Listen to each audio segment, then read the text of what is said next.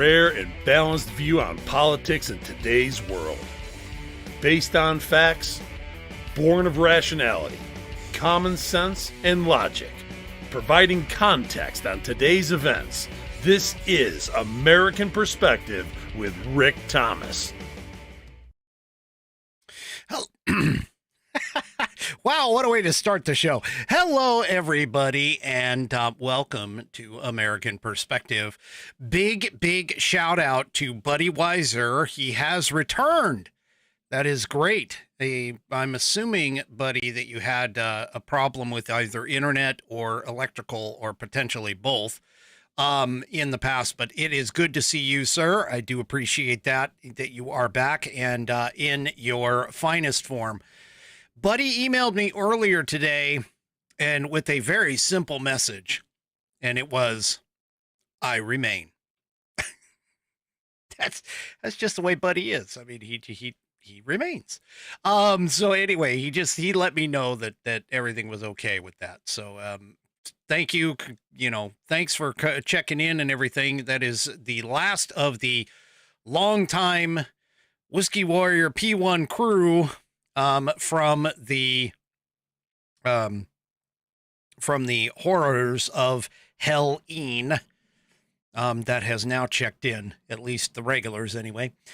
All right. Tonight, of course, we have the VP debate, and I'm just going to tell you right now that the VP debate, while it may seem like it's something really big for those of us who are, in the know, let's say, or really excited about politics, the VP debate probably isn't going to do anything. And honestly, I'm just going to tell you right now that Tim Walz, I've heard from a couple of different places that Tim Walz has been told to just basically not say a word about anything specific about their platform, which is, par for the course. That's what they've been touting all this time, is to not tell you any details, nothing special about it at all. And then the other side, of course, is that J.D. Vance has been told, look, just don't damage the campaign. And so I keep in mind too that tonight it is on CBS. They do have CBS moderators. I'll get to some more of that here in just a few minutes. So, keep in mind that J.D. Vance is going into the lion's den, much like Trump did going in with ABC. And so it is going to be interesting. That's part of the reason. Thank you, Bonnie, for pointing that out. It is going to be interesting, but that's why I am going to live stream it or simulcast it. I believe I should be able to. So far, CBS has been playing nice with me with regards to this. So we're just going to have to see what happens moving on with everything happening. All right. Here's the thing that I want to do. I'm not going to do one of my usual sponsors for tonight because there's something special that is going on at a company that I'm planning on trying here, but I have no need to necessarily get one of their products right now, but they definitely are supportive of veterans. And of course it is a USA company. In fact, let me go ahead and so you understand, I was running a little late for various reasons. So I did not change the Pledge of Allegiance person. So here we are with the NJY Girls Band, for the Pledge of Allegiance, for tonight. So if you are of mine, please stand, remove your hat if you have one. And if not, place your hand over your heart and join in with the NGY Girls Camp Band, I should say, in reciting the Pledge of Allegiance. I pledge allegiance to the flag of the United States of America and to the republic for which it stands, one nation, under God, indivisible, with liberty and justice for all. Yeah! All right.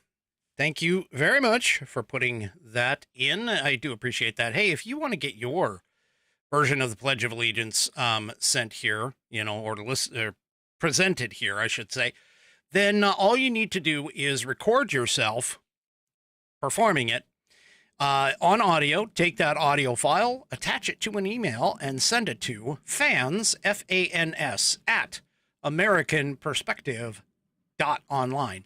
That's fans at AmericanPerspective.online. And I will get you into the rotation. All right. So tonight, for the sponsor, where I normally would put in the sponsor, I want to present to you as soon as I can find it. Here we go. So Allegiance Flag Company, Allegiance Flag Company makes flags. They are made in the USA. They are hand stitched by people who are essentially seamstresses or seamsters, whatever you want to call them. And they hand stitch these things. In fact, if you go and take a look on their website about how it's made, they go into the whole thing. They've got a nice little video about it. And this company, albeit I'll admit, is a little more expensive than some in the flag market. It's definitely not a Chinese-made flag. I'll tell you that right now. And they don't have like all of the sizes and styles that I would look for normally, but hey, that's okay. They are doing their thing. And one of the things that they are doing is right now, between October 1st and November 10th, I believe, which is Veterans Day, they are giving out 100 flags, 100 3x5 United States flags to veterans. Now, how do you do this? And by the way, this is they're going to select the 100 veterans from all of the nominations that they're expecting to get on this. And here's the thing. All you have to do is go to Show Allegiance. That's ALLEGIANCE.com. ShowAllegiance.com. And then you'll find the link to go to the page that I'm showing you right now behind me to nominate the veteran that you believe should be gifted a 3x5 USA flag made by Allegiance. Oh, interesting. I lost my own feed. That's cool. Must be Rumble issues, I guess. Anyway, there we go. I'm back. All right. So go to Show Allegiance. That's ALLEGIANCE. ShowAllegiance.com.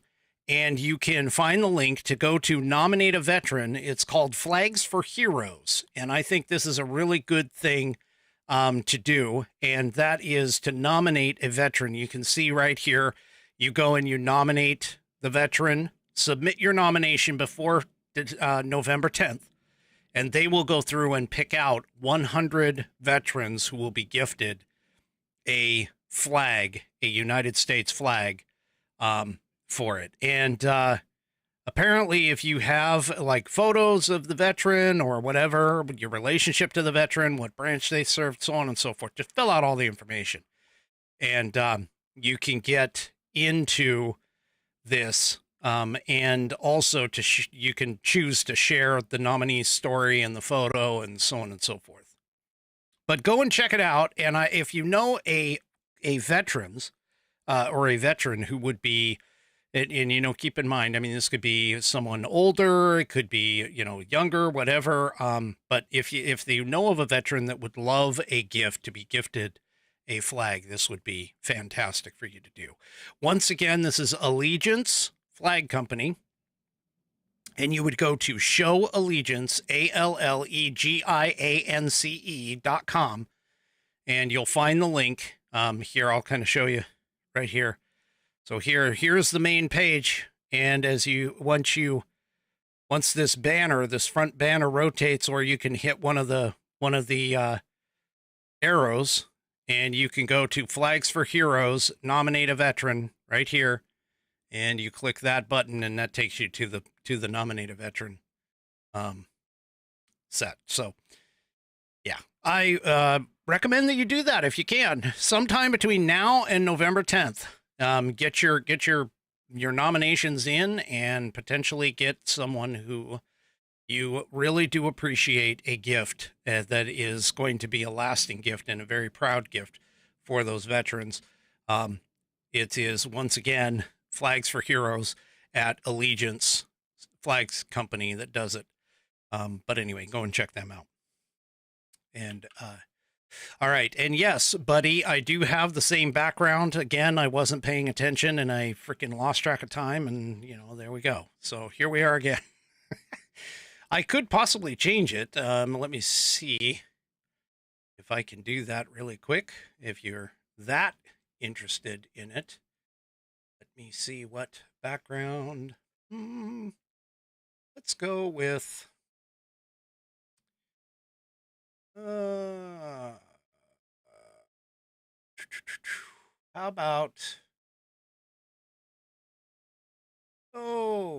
about this guy's a normal one this one's another one that I can do. So there we go.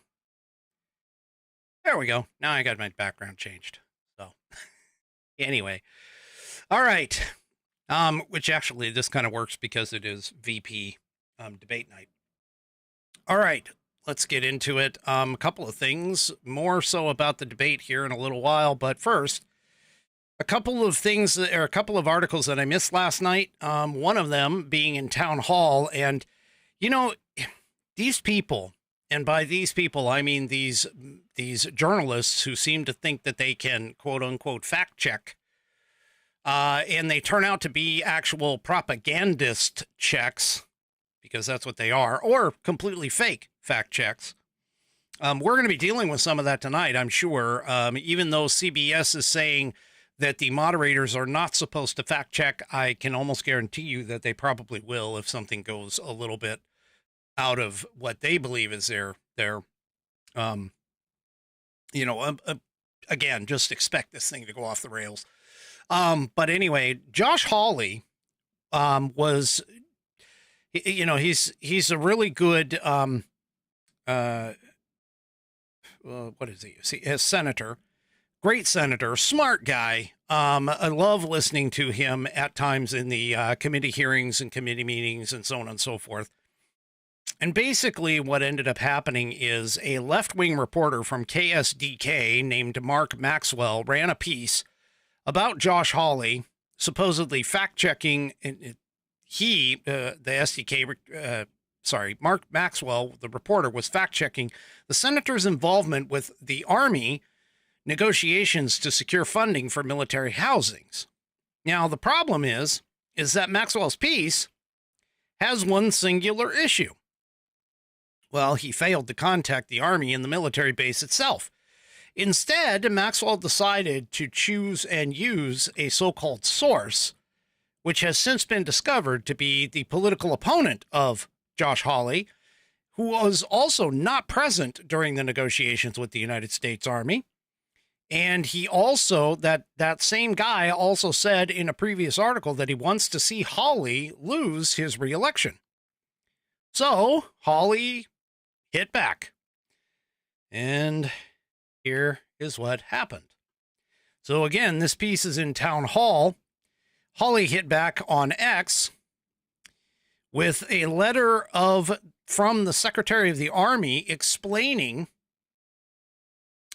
that it had worked closely with Senator Hawley to, quote, develop the unprecedented recapitalization effort to provide new military housing for it. So Josh Hawley went to X and said, this is absolutely categorically false. There was no vote. The Army agreed to devote nearly $100 million to Fort Leonard Wood after direct negotiations with me, as the Secretary of the Army says in the letter below. And then he continues with fake news at its dishonest worst. The original post was Senator Josh Hawley takes credit for nearly $100 million in funding for new military housing at Fort Leonard Wood. He voted against it multiple times. here we go.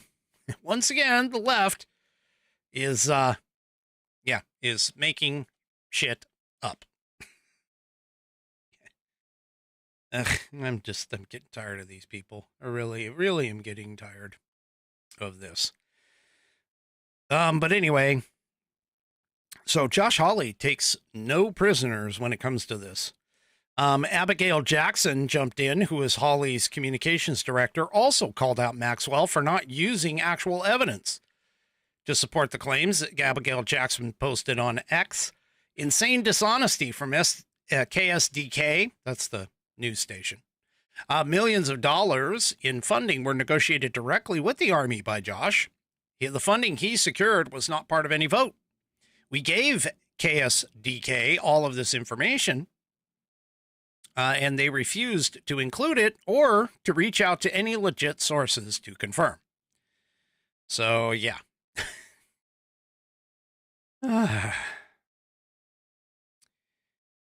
Maxwell. Yeah, these guys, it's going to get worse, folks. It's going to get worse. The closer and closer that we see, the closer and closer we get to the election, you're going to see this more and more of this stuff happening. Well, speaking of fact checking, we're going to hear Tim Walz tonight at the debate, and he is actually been fact checked by the Washington Free Beacon. The Washington Free Beacon posted this article that, once again, I don't even understand why this guy is not being called out for all of his lying and his exaggerations. And anyway, here it is in the Washington Free Beacon. You know how Walz talks about his trips to China? And he was so proud of his extensive experience in terms of going over to China and so on and so forth. Well, turns out Walz was lying about how many times he went over there. So apparently, Walz has always kind of mentioned in his speaking and in his engagements and in descriptions of himself, he's basically said he's been to China like 30 times. That was 30 times. And yeah, he actually has only made 15, starting in the 1990s and in the early 2000s, rather than the over 30, as he had stated in his political career early on. That's his campaign actually outed him. His campaign told Minnesota Public Radio this week about it. And yeah, so this is why can't this guy just be called out for the lies and in the half truths and stretching of the truth and everything else, and he just get the hell out of the way? But anyway, this news comes as the House Oversight Committee has been investigating Walz's travel to China and whether or not he was the target of foreign influence operations. Yeah. Walz first visited China on a year-long teaching fellowship in 1989. Then after he returned to the United States, he set up a travel company to take American students on tours of China. Now, he had claimed in a 2016 interview to have traveled to the communist country about 30 times, and said during congressional hearings that he visited dozens of times. 15 is a little bit more than a dozen. But anyway, Minnesota's public radio's APM report said that Walz sometimes exaggerated his already substantial experience in China. Notice how they tried to manipulate that for it. APM reports asked the campaign for documentation on the additional trips. After weeks of searching, a spokesman finally acknowledged that Walz had only traveled from the United States to China closer to 15 times, the news outlet reported on Monday. Yeah. So the report comes as the Minnesota governor has faced scrutiny for misrepresenting his military service, along with other parts of his resume, as well as the DUI that he was under. So, yeah. Anyway, he also claimed, which, you know, as he was served in the U.S. House of Representatives from 2007 to 2019, he claimed for years that he was a retired command sergeant major, despite retiring as a master sergeant, and falsely suggested that he had served in combat. Yes. So, once again, he also, I forgot about this one. He also said that he was in the process of getting his doctorate degree at St. Mary's University years after he had left the program.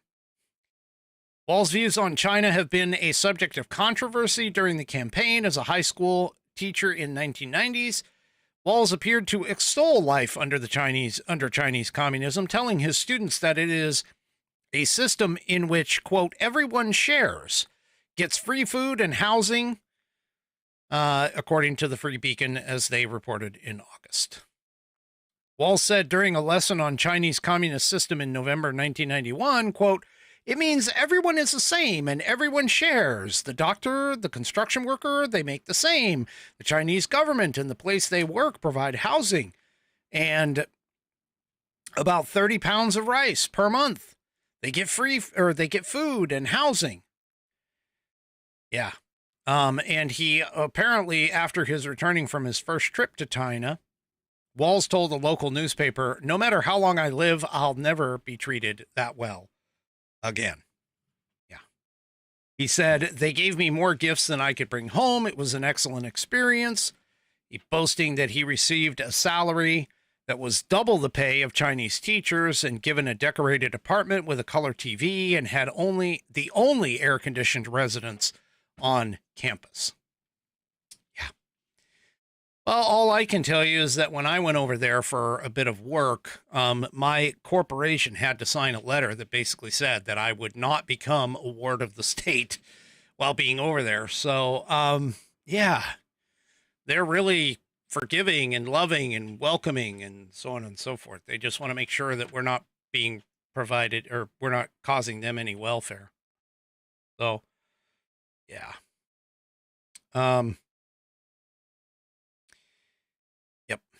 Yep. So anyway, this guy, all he does is lie. That's it. He's just a liar, manufactures everything. He lies about everything. I haven't even found anything that he has been completely honest about. I challenge anyone who really could go and be honest. In fact, one of Walls's famous lines that the left loves to tout is his line about staying out of everybody's business. Well, I've told you before that during the COVID crisis in Minnesota, Tim Walz had actually set up a COVID snitch line. That's exactly what it was. It was a report on your neighbors if they're breaking the law or breaking COVID protocols or whatever. Well, the American Spectator has gone and received or gotten some emails and documentation about some of the calls that came to the Department of Public Education. The Department of Public Safety, not the Department of Public Education. That's something totally different. But anyway, from people who actually snitched on their neighbors. You would think this whole stay out of everyone's business would carry over to things like not snitching on your neighbors, but apparently Tim Walz doesn't seem to care about that. So someone, her name is Julie McCarthy, apparently on August 1st of 2020, sent an email to that DPS to express her dismay about a recent visit to a Saugers Liquor in Hugo, Minnesota, where she observed numerous people violating the quote-unquote law. She says, quote, employees were not consistently wearing masks during the 10 minutes my husband spent in the store. Six of 8 people present in the store did not wear a mask in the short time he was in the store. Yeah. So, like many of the state leaders, they passed an executive order placing restrictions on the everyday movements of Americans, but Walz went much further. He set up a hotline and encouraged Minnesotans to report on those in violation of the governor's COVID mask mandates or COVID mandates, all of it. Though the policy was met with controversy, Walz refused to back down. He said, it's for their own good. This is what he told the local media in March of 2020. Oh my gosh. I for the guy that wants to say, mind your own damn business. I think that's his line that he keeps touting. Yeah, he didn't want anybody to mind their own damn business with COVID. These guys, I'm telling you, those guys are just all over the place. The left loves to get into your business, but doesn't want you to be a part of theirs. Definitely not. And, yeah, so this is bad. So again, it's just, people even ratted out a church, for example. There was a woman who emailed the Department of Public Safety to inform the agency of an apostolic Lutheran church's alleged plan. She says, I am aware that the church and there's the address, is planning to hold church services. Oh my gosh, God forbid. People want to practice their religion during COVID. Oh my Lord. She wrote, according to the email to the hotline, and she says, and they will be serving meals in the church dining hall. I don't believe this fits with legal requirements.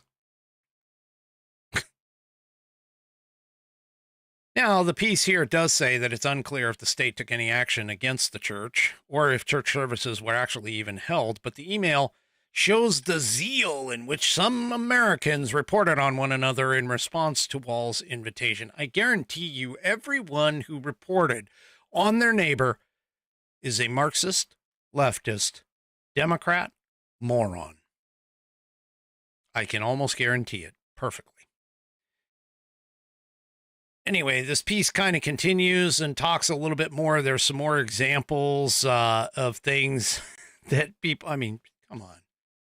Seriously? You set up a goddamn snitch line. I don't even understand it. You set up a snitch line and you're the guy who says, mind your own damn business when J.D. Vance and policies are talking about, making sure that the state governments are the ones that are in charge of abortion because that's the constitutional thing, folks. Anyway. All right. Well, let's get into it here. Let's talk about the rules of the debate. So, according to the Washington Examiner, there's going to be some rules that are very similar. We've seen them before. We've seen them at CNN with the CNN debate. We saw them with ABC, but there are a couple of changes. One in particular is that it's going to be a 90-minute debate. It's hosted, of course, by CBS. It's going to be held at the network studios. There will be no audience. Okay. But the mics are not going to be muted. So the microphones were muted before for the two presidential debates, one with Biden and one with Kamala Harris, which, let's be honest, the one with Kamala Harris it wasn't very effective. But that being said, the mics are not going to be muted here. And so but the CBS had said that it reserves the right to turn off the candidate's microphone. So in other words, if a candidate gets a little overzealous, don't be surprised if CBS shuts it off. By that, I mean J.D. Vance. Because we know they're not gonna mute Tim Walz. They're just not. CBS said that it will not be fact-checking the candidates. However, they did say they're going to leave it up to the candidates to fact-check each other. But the outlet said that it will provide fact-checking live on its website while the debate airs. So it's not going to be on the video. But what they're probably going to do is they're going to have like a rolling blog, I guess, on their website about it. And so they're just they're just going to go and run through this. Yeah, we'll see how that goes. Moderating, the moderators, I doubt the moderators are going to be able to stay out of things.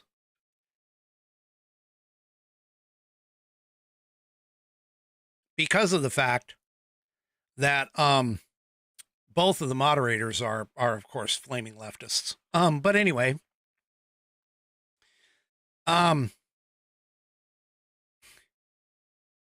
strict timing for questions and answers. So Nora O'Donnell and Margaret Brennan are the two, and they will be the only people asking questions during the debate.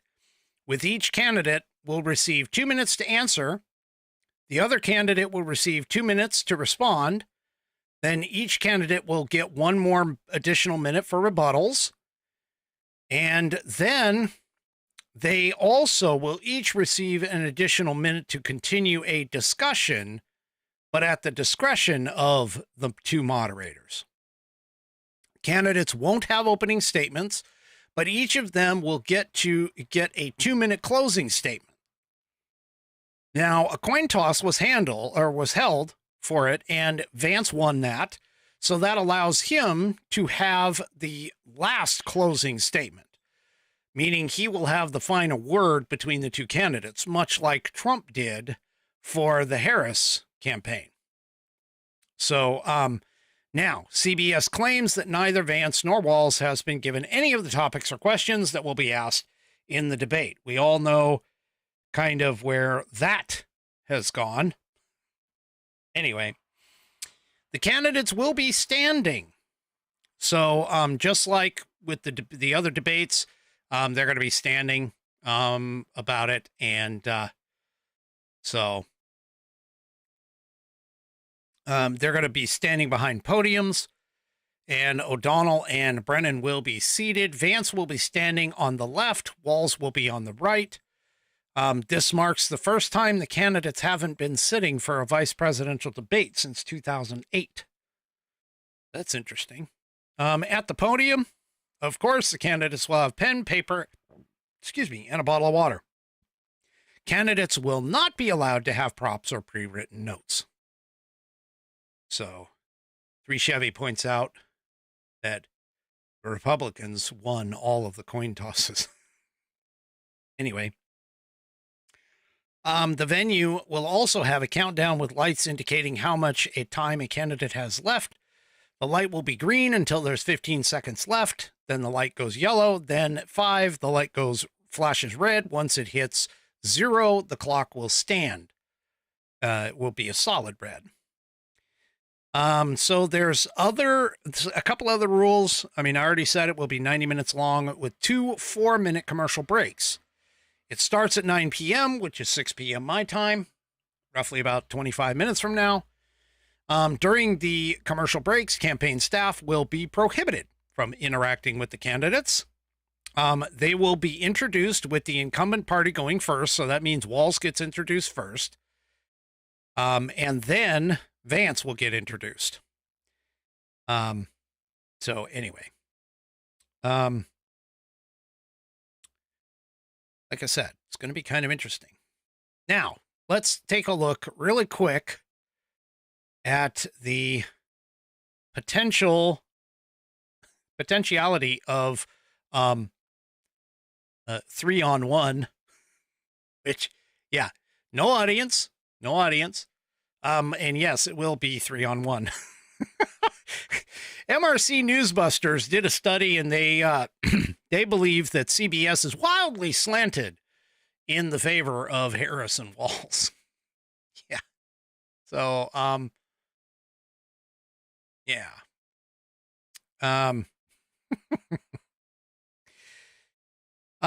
Apparently these two and they've been taking a look at the, of course, the analysis of coverage.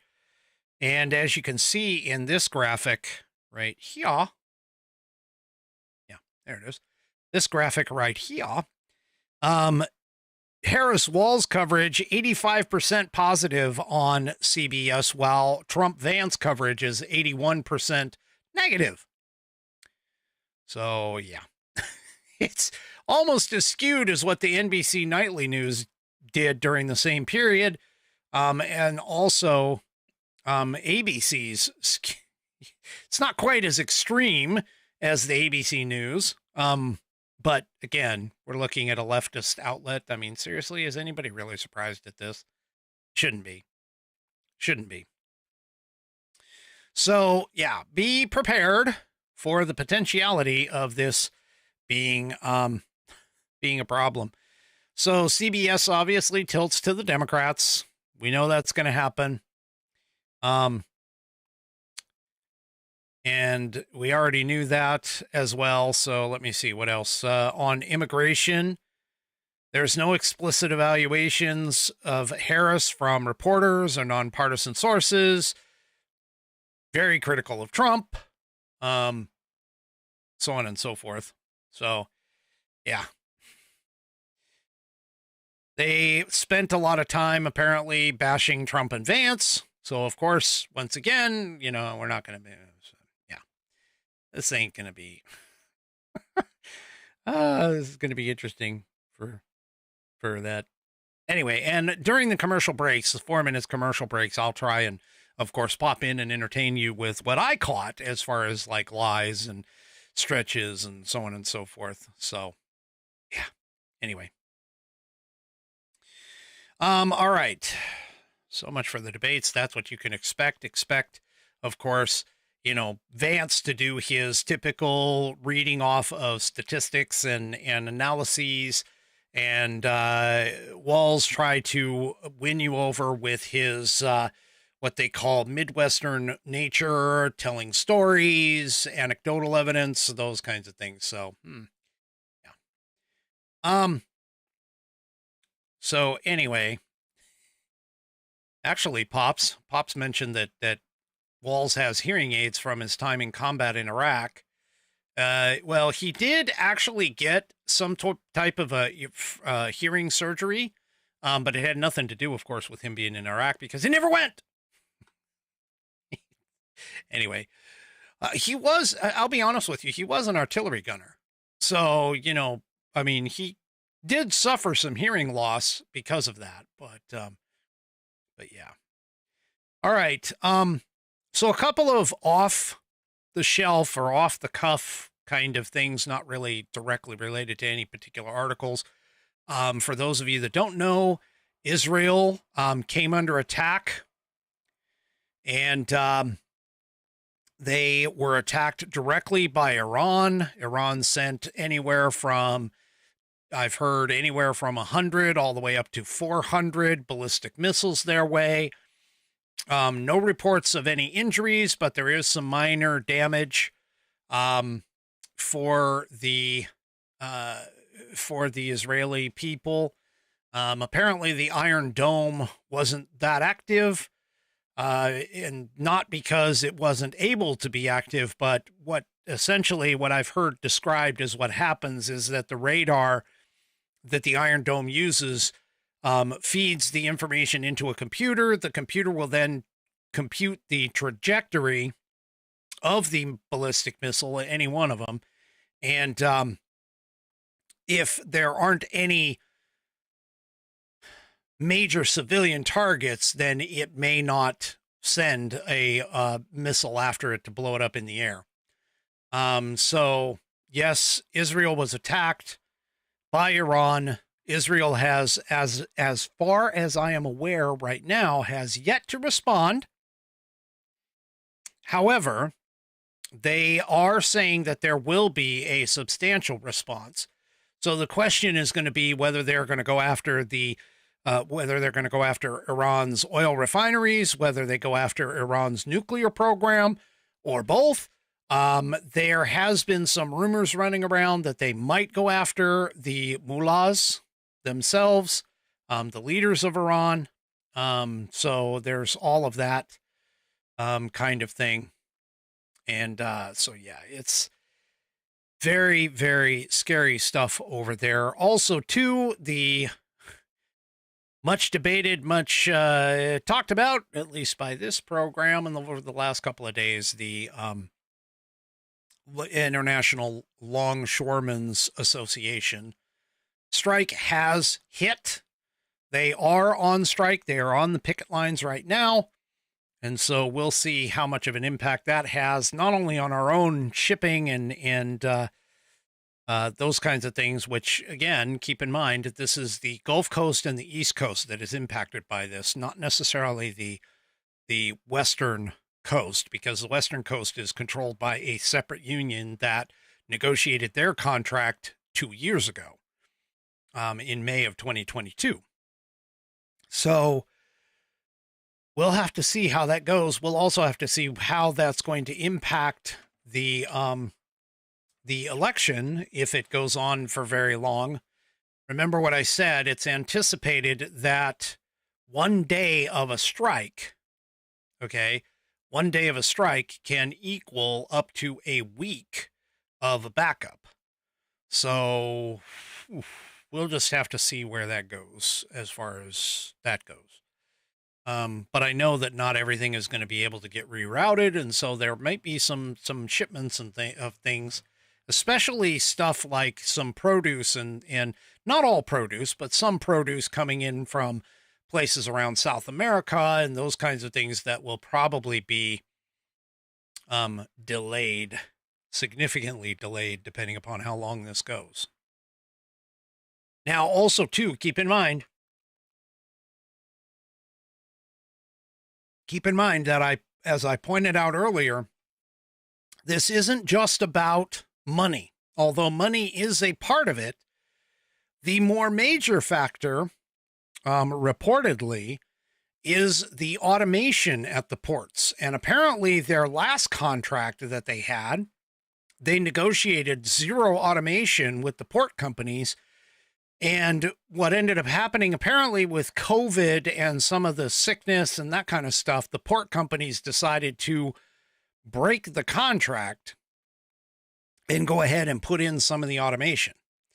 And so this is where we're kind of at, is in terms of the Longshoremen's Union, whether or not automation is a good thing or a bad thing. I'm not going to necessarily place an opinion on it. I have my thoughts, but they're really not that important. They don't necessarily count. And yes, 3 Chevy, it probably will. With regards to 3 Chevy asks, does the strike affect fuel shipments? I'm going to say it probably will. It more than likely will. So you'll probably see gas prices increase and diesel prices increase because of this. You know, obviously supply and demand. Watch Kamala Harris try and blame all that on price gauging, price gauging. But yes, I would imagine that it's going to affect fuel shipments for sure. As far as that goes. So this is going to be tough, folks. It's going to be tough, but it's all going to hit right at the time. And we haven't even had our October surprise yet. I don't even think that's the October surprise. I don't think that the Iran attack and the Israel conflict heating up is the October surprise. I don't think this is the October surprise. Yeah, we'll just have to see what the heck happens here.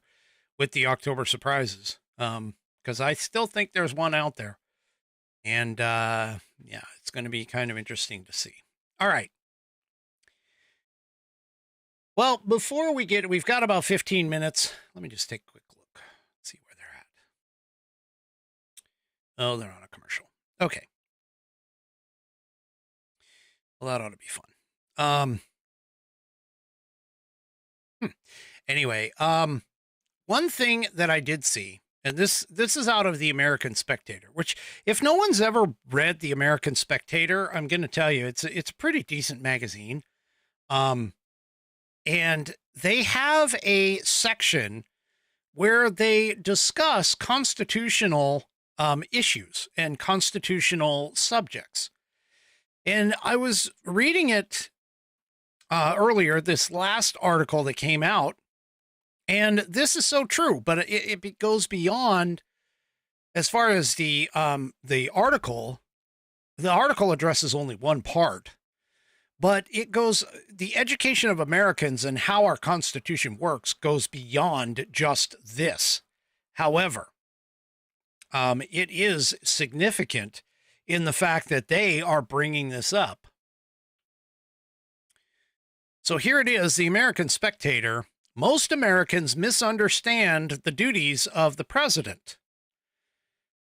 And the underlying header is, the president is not a king or a dictator or a genie. And this is so true. Now, I recommend that you go and read this. It is free. They will try and hit you up for a donation, which you can donate if you'd like, but they don't put it behind a paywall. But this article is, and it's kind of an opinion piece, but this article hits the nail right on the head in the fact that as of today, and I even encounter all of these kinds of people on the social medias that don't seem to understand how our government, our system of government is structured and how it is supposed to work. See, everybody seems to think that the president has like these all-encompassing powers and can just speak something into existence and there it be. Well, as they point out in this article, there are only 5 things that a constitutional president can do. 5. 1, he is the commander-in-chief of the military. 2, he or she can grant pardons and reprieves for federal offenses. 3, he or she can negotiate treaties, subject to Senate approval. 4, he or she can nominate judges, ambassadors, and other high-ranking officials, again, subject to Senate approval. And number 5, is responsible for faithfully executing the laws passed by Congress. Folks, that's it. That's all the president has the power to do. That's why I keep telling you all the time, whenever Biden talks about, oh, we're going to forgive student loans, he does not have that power. Same thing goes too. Oh, we're going to change the ATF's regulations on bump stocks. He does not have that power.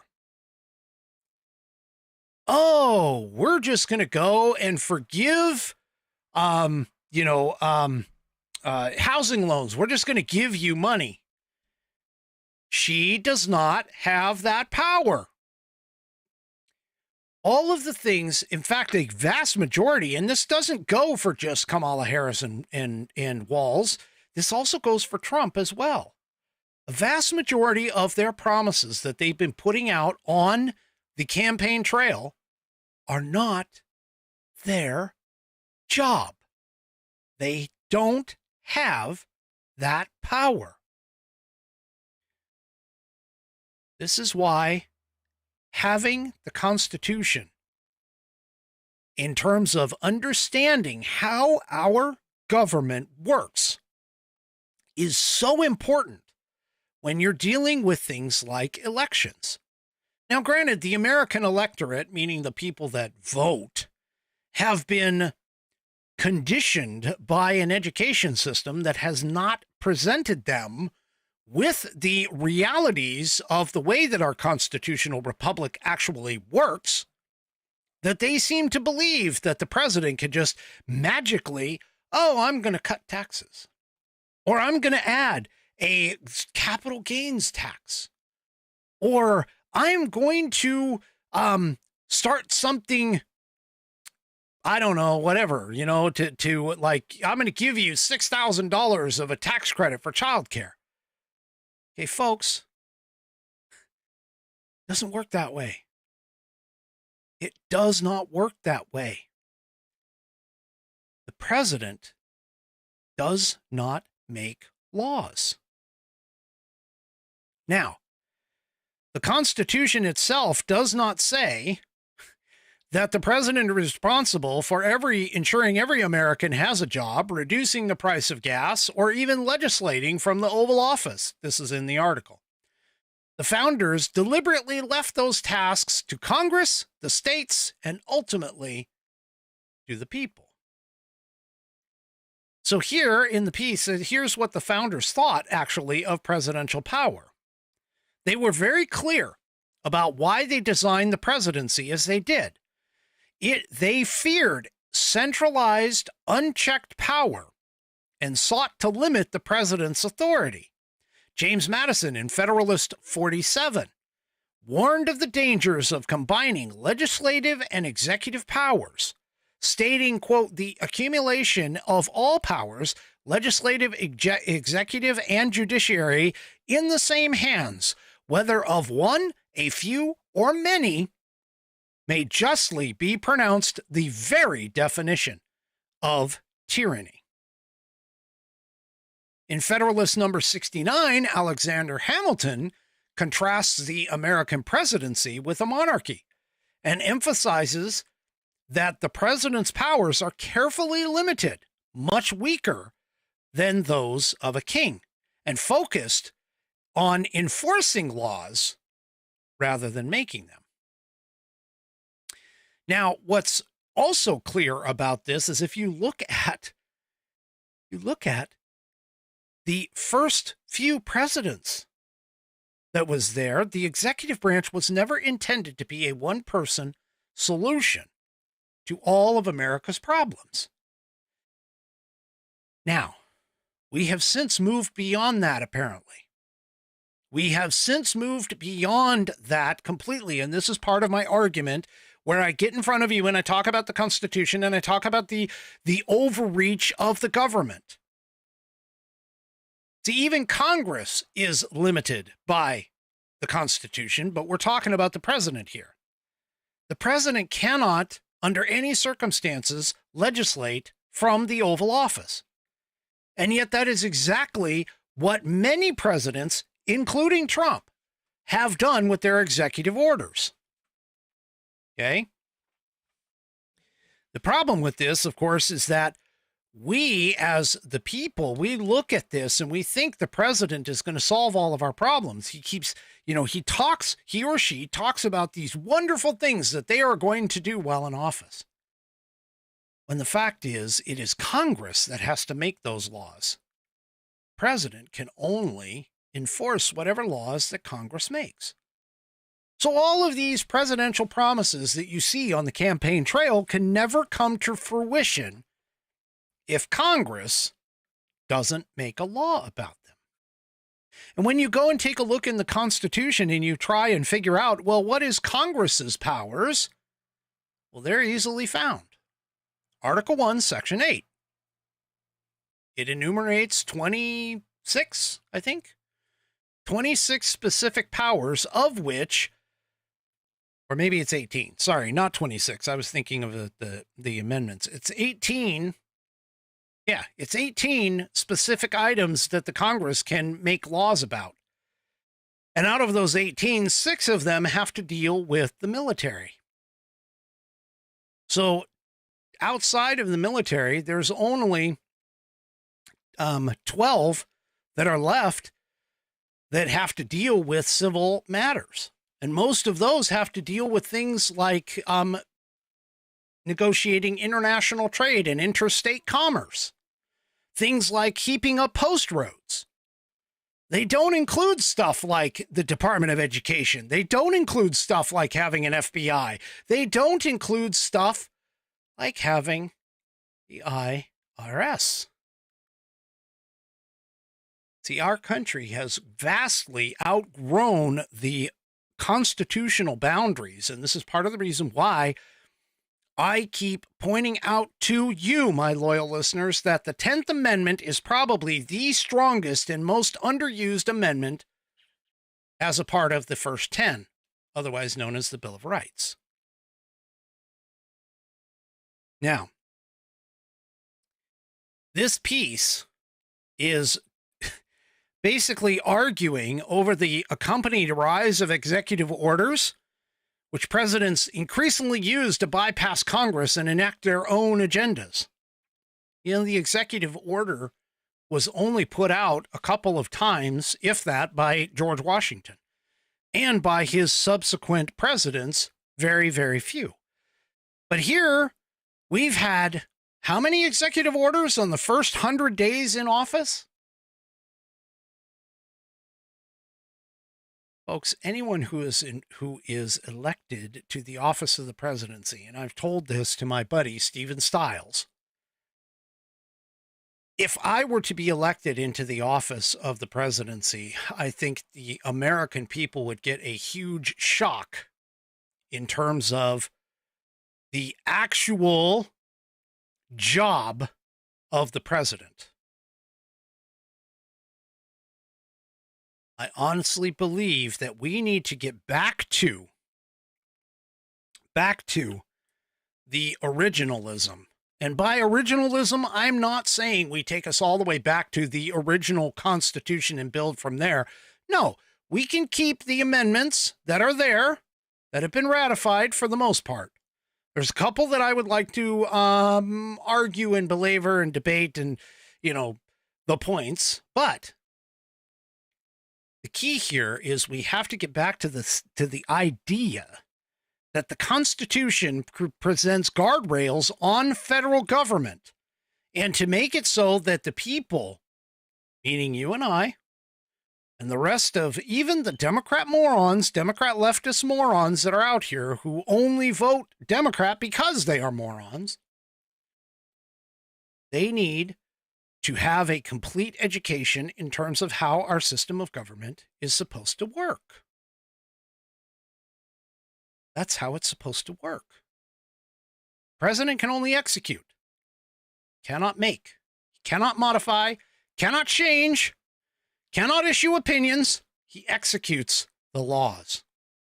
Congress makes the laws, President executes them, and the Supreme Court interprets them should the law be running afoul of the U.S. Constitution.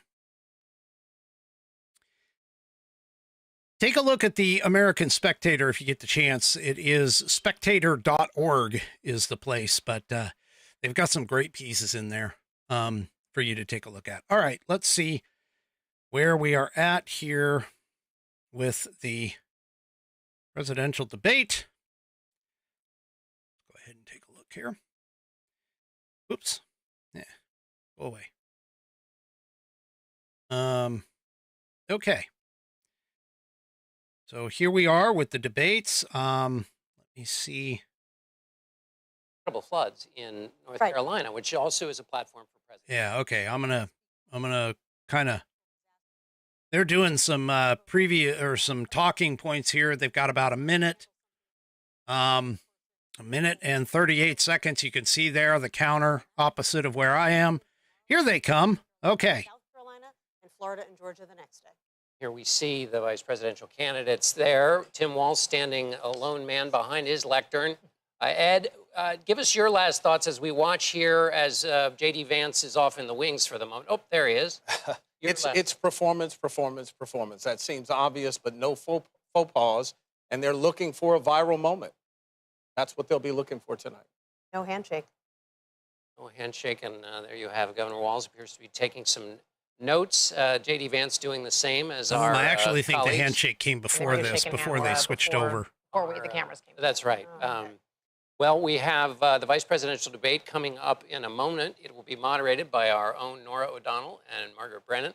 Ohio Senator J.D. Vance and Minnesota Governor Tim Walz take the stage. Well, they've taken the stage, so stick with us here and join us also on our streaming channel, CBS News 24/7, for exclusive content you won't see anywhere else. Thank you for joining us.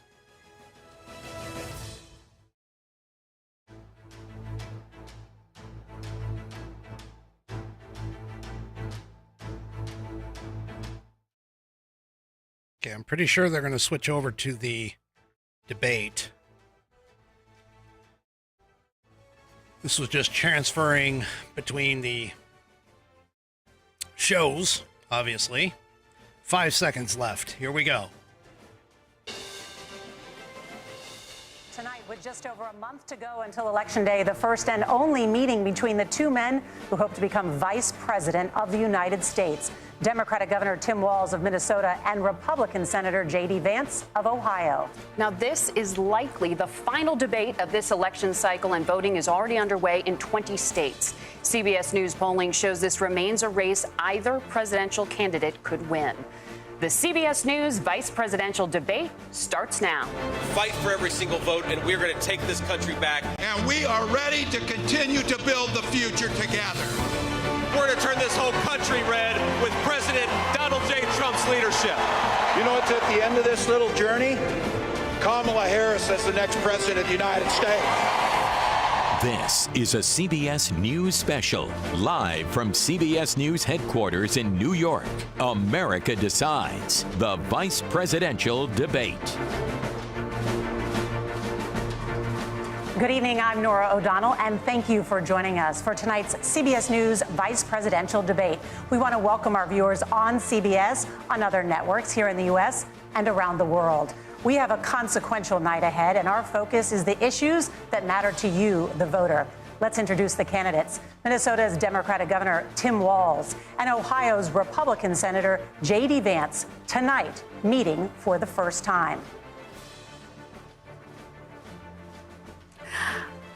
I'm Margaret Brennan. In order to have a thoughtful and civil debate, these are the rules that both campaigns have agreed to. Questions will be directed at one candidate, who will have 2 minutes to respond. The other candidate will be allowed 2 minutes for rebuttal. Then each candidate will get another minute to make further points, with an additional 1 minute each at the discretion of the moderator.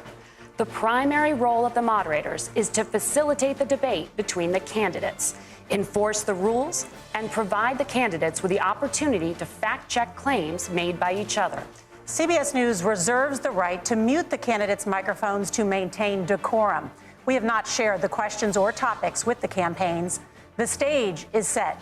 Governor, Senator, thank you for joining us. Let's get started. Tonight, our country is facing several unfolding crises. The Middle East is on the brink of war. Americans are suffering from the catastrophic impact of Hurricane Helene. And now a labor strike as 25,000 dock workers from Maine to Texas are picketing. We're going to begin tonight with the Middle East. Margaret. Thank you, Nora. Earlier today, Iran launched its largest attack yet on Israel, but that attack failed, thanks to joint U.S. and Israeli defensive action. President Biden has deployed more than 40,000 U.S. military personnel and assets to that region over the past year to try to prevent a regional war. Iran is weakened, but the U.S. still considers it the largest state sponsor of terrorism in the world, and it has drastically reduced the time it would take to develop a nuclear weapon. It is down now to 1 or 2 weeks' time. Governor Walz, if you were the final voice in the Situation Room, would you support or oppose a preemptive strike by Israel on Iran? You have 2 minutes. Well, thank you. And thank you for those joining at home tonight. Let's keep in mind where this started. October 7th, Hamas terrorists massacred over 1,400 Israelis and took prisoners. Israel's ability to be able to defend itself is absolutely fundamental. Getting its hostages back, fundamental, and ending the humanitarian crisis in Gaza. But the expansion of Israel and its proxies is an absolute fundamental necessity for the United States to have the steady leadership there. You saw it experienced today, where along with our Israeli partners and our coalition, able to stop the incoming attack. But what's fundamental here is that steady leadership is going to matter. It's clear, and the world saw it on that debate stage a few weeks ago, a nearly 80-year-old Donald Trump talking about crowd sizes is not what we need in this moment. But it's not just that. It's those that were closest to Donald Trump that understand how dangerous he is when the world is this dangerous. His chief of staff, John Kelly, said that he was the most flawed human being he'd ever met. And both of his secretaries of defense and his national security advisors said he should be nowhere near the White House. Now, the person closest to them, Donald Trump, said he's unfit for the highest office. That was Senator Vance. What we've seen out of Vice President Harris is we've seen steady leadership. We've seen a calmness that is able to draw on the coalitions to bring them together, understanding that our allies matter. When our allies see Donald Trump turn towards Vladimir Putin, turn towards North Korea, when we start to see that type of fickleness around holding the coalitions together, we will stay committed. And as the Vice President said today we will protect our forces and our allied forces, and there will be consequences. Governor, your time is up. Senator Vance, the same question. Would you support or oppose a preemptive strike by Israel on Iran? You have 2 minutes. So, Margaret, I want to answer the question. First of all, thanks, Governor. Thanks to CBS for hosting the debate. And thanks, most importantly, to the American people who are watching this evening and caring enough about this country to pay attention to this vice presidential debate. I want to answer the question, but I want to actually give an introduction to myself a little bit because I recognize a lot of Americans don't know who either one of us are. I was raised in a working class family. My mother required food assistance for periods of her life. My grandmother required Social Security help to raise me. And she raised me in part because my own mother struggled with addiction for a big chunk of my early life. I went to college on the GI Bill after I enlisted in the Marine Corps and served in Iraq. And so I stand here asking to be your vice president with extraordinary gratitude for this country, for the American dream that made it possible for me to live my dreams. And most importantly, I know that a lot of you are worried about the chaos in the world and the feeling that the American dream is unattainable. I want to try to convince you tonight over the next 90 minutes that if we get better leadership in the White House, if we get Donald Trump back in the White House, the American dream is going to be attainable once again. Now, to answer this particular question, we have to remember that as much as Governor Walz just accused Donald Trump of being an agent of chaos, Donald Trump actually delivered stability in the world, and he did it by establishing effective deterrence. People were afraid of stepping out of line. Iran, which launched this attack, has received over $100 billion in unfrozen assets thanks to the Kamala Harris administration. What do they use that money for? They use it to buy weapons that they're now launching against our allies and, God forbid, potentially launching against the United States as well. Donald Trump recognized that for people to fear the United States, you needed peace through strength. They needed to recognize that if they got out of line, the United States global leadership would put stability and peace back in the world. Now, you asked about a preemptive strike, Margaret, and I want to answer the question. Look, it is up to Israel what they think they need to do to keep their country safe, and we should support our allies wherever they are when they're fighting the bad guys. I think that's the right approach to take with the Israel question. Thank you, Senator. Governor Walz, do you care to respond to any of the allegations? Well, look, Donald Trump was in office. We'll sometimes hear a revisionist history, but when Donald Trump was in office, it was Donald Trump who we had a coalition of nations that had boxed Iran's nuclear program in, the inability to advance it. Donald Trump pulled that program and put nothing else in its place. So Iran is closer to a nuclear weapon than they were before because of Donald Trump's fickle leadership. And when Iran shot down an American aircraft in international airspace, Donald Trump tweeted, because that's the standard diplomacy of Donald Trump. And when Iranian missiles did fall near U.S. troops and they received traumatic brain injuries, Donald Trump wrote it off as headaches. Look, our allies understand that Donald Trump is fickle. He will go to whoever has the most flattery or where it makes sense to him. Steady leadership like you witnessed today, like you witnessed in April. Both Iranian attacks were repelled. Our coalition is strong, and we need the steady leadership that Kamala Harris is providing. Senator Vance, the U.S. did have a diplomatic deal with Iran to temporarily pause parts of its nuclear program, and President Trump did exit that deal. He recently said, just 5 days ago, the U.S. must now make a diplomatic deal with Iran because the consequences are impossible. Did he make a mistake? You have 1 minute. Well, first of all, Margaret, diplomacy is not a dirty word, but I think that's something that Governor Walz just said is quite extraordinary. You yourself just said Iran is as close to a nuclear weapon today as they have ever been.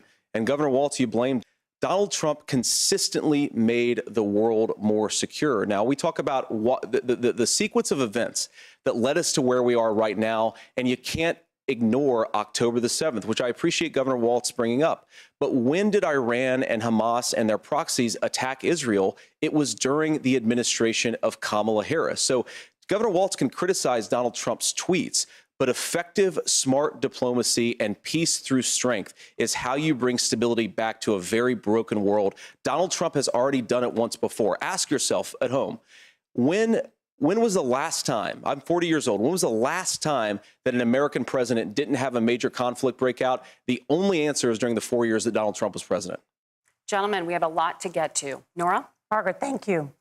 Let's turn now to Hurricane Helene. The storm could become one of the deadliest on record. More than 160 people are dead and hundreds more are missing. Scientists say climate change makes these hurricanes larger, stronger, and more deadly because of the historic rainfall.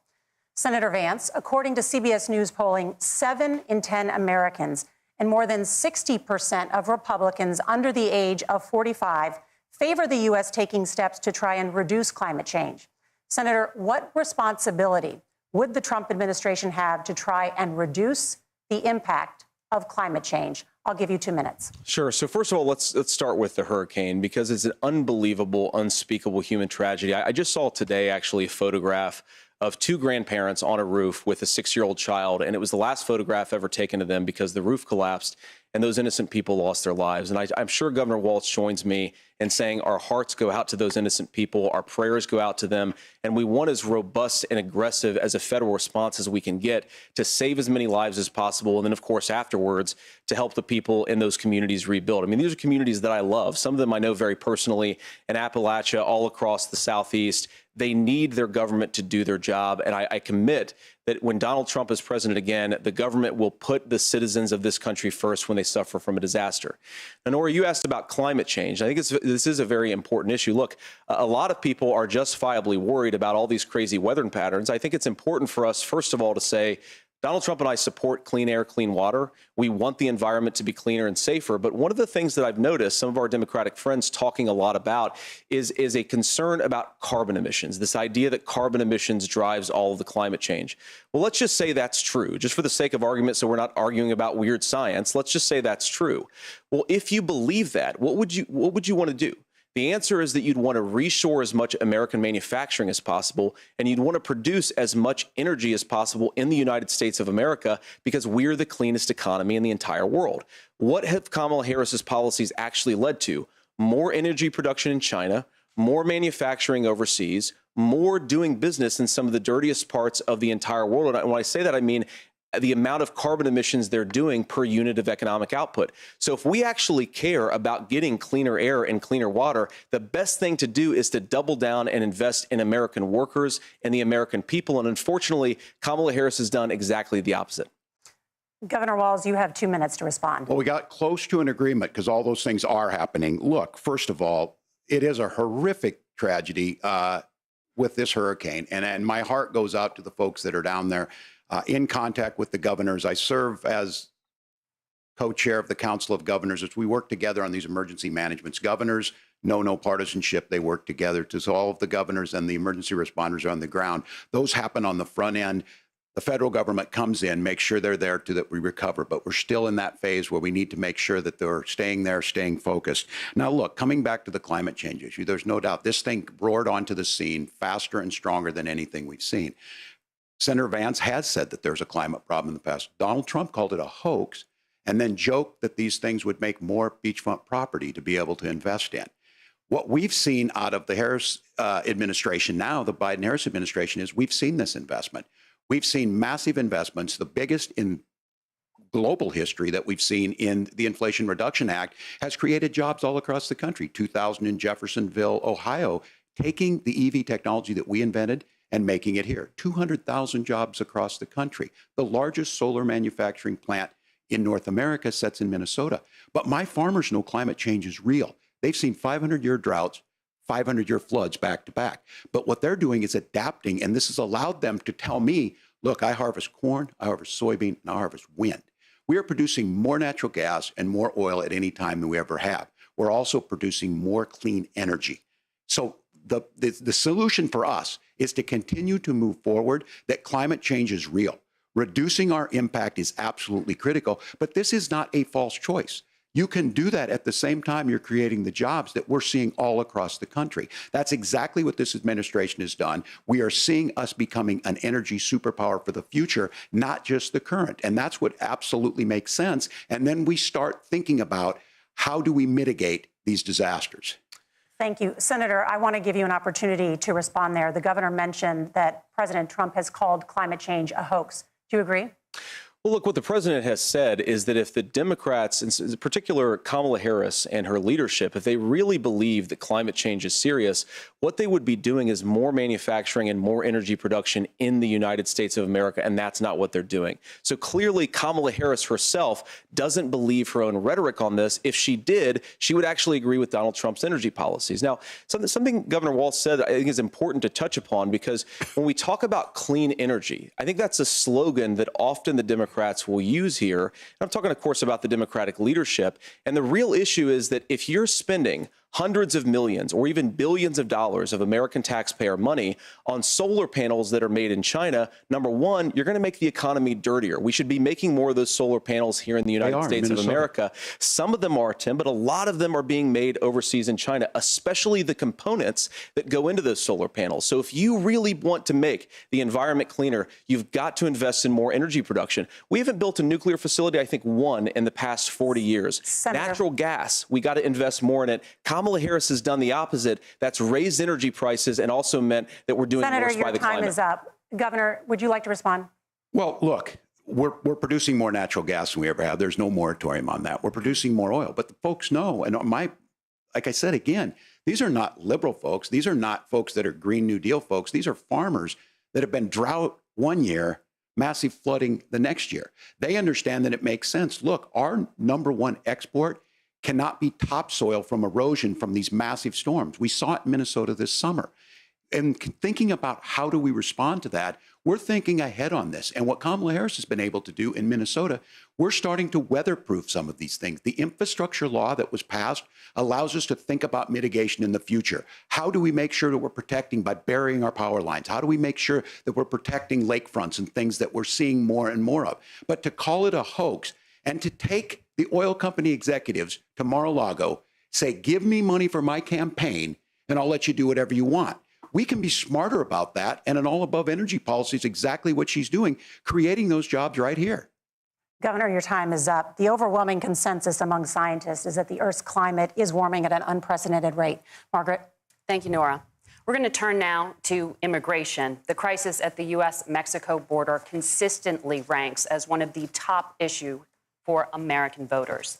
Senator Vance, your campaign is pledging to carry out the largest mass deportation plan in American history and to use the U.S. military to do so.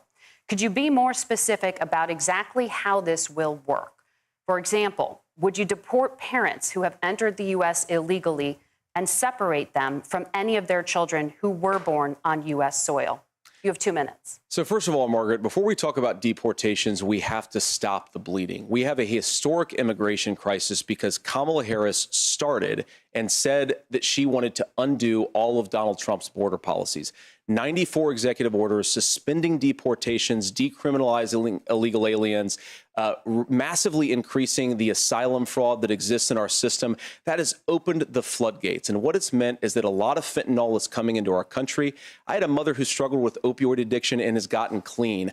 I don't want people who are struggling with addiction to be deprived of their second chance because Kamala Harris let in fentanyl into our communities at record levels. So you've got to stop the bleeding. You've got to re-implement Donald Trump's border policies, build the wall, re-implement deportations. And that gets me to your point, Margaret, about what do we actually do?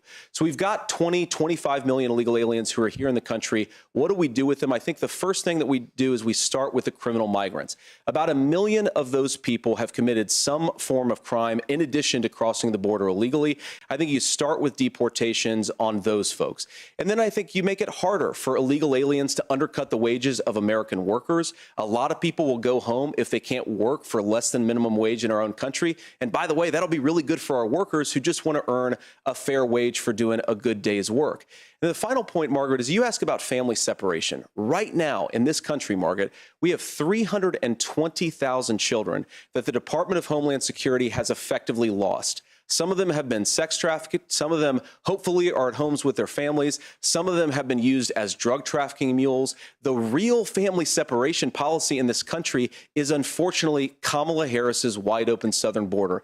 And I'd ask my fellow Americans to remember when she came into office, she said she was going to do this. Real leadership would be saying, you know what, I screwed up. We're going to go back to Donald Trump's border policies. I wish that she would do that. It would be good for all of us.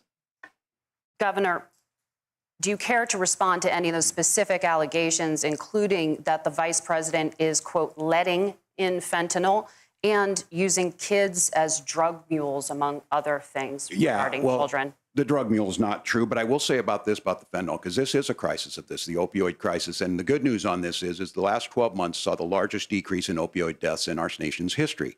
30% decrease in Ohio, but there's still more work to do.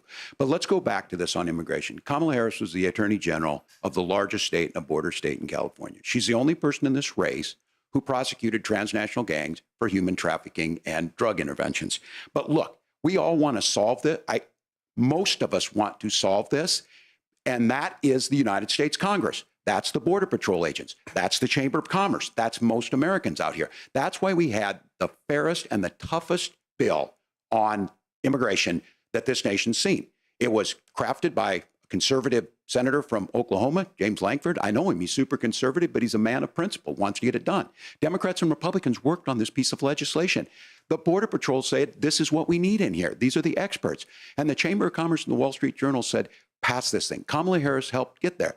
1,500 new border agents, detection for drugs, DOJ money to speed up these the adjudications on this, just what America wants. But as soon as I was getting ready to pass and actually tackle this, Donald Trump said no, told them to vote against it because it gives him a campaign issue.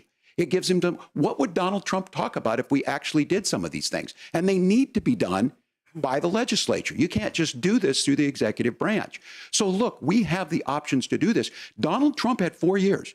He had 4 years to do this. And he promised you, America, how easy it would be. I'll build you a big, beautiful wall, and Mexico will pay for it. Less than 2% of that wall got built, and Mexico didn't pay a dime.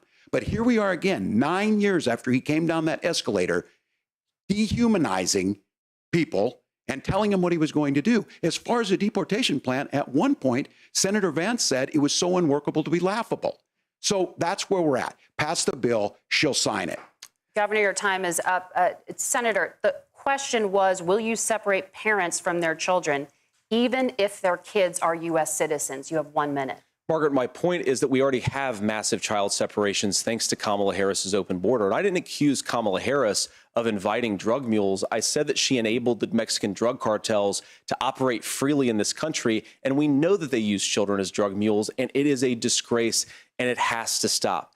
Look, I think what Tim said just doesn't pass the smell test. For 3 years, Kamala Harris went out bragging that she was going to undo Donald Trump's border policy. She did exactly that. We had a record number of illegal crossings. We had a record number of fentanyl coming into our country. And now that she's running for president, or a few months before, she says that somehow she got religion and cared a lot about a piece of legislation. The only thing that she did when she became the vice president, when she became the appointed border czar, was to undo 94 Donald Trump executive actions that opened the border. This problem is leading to massive problems in the United States of America.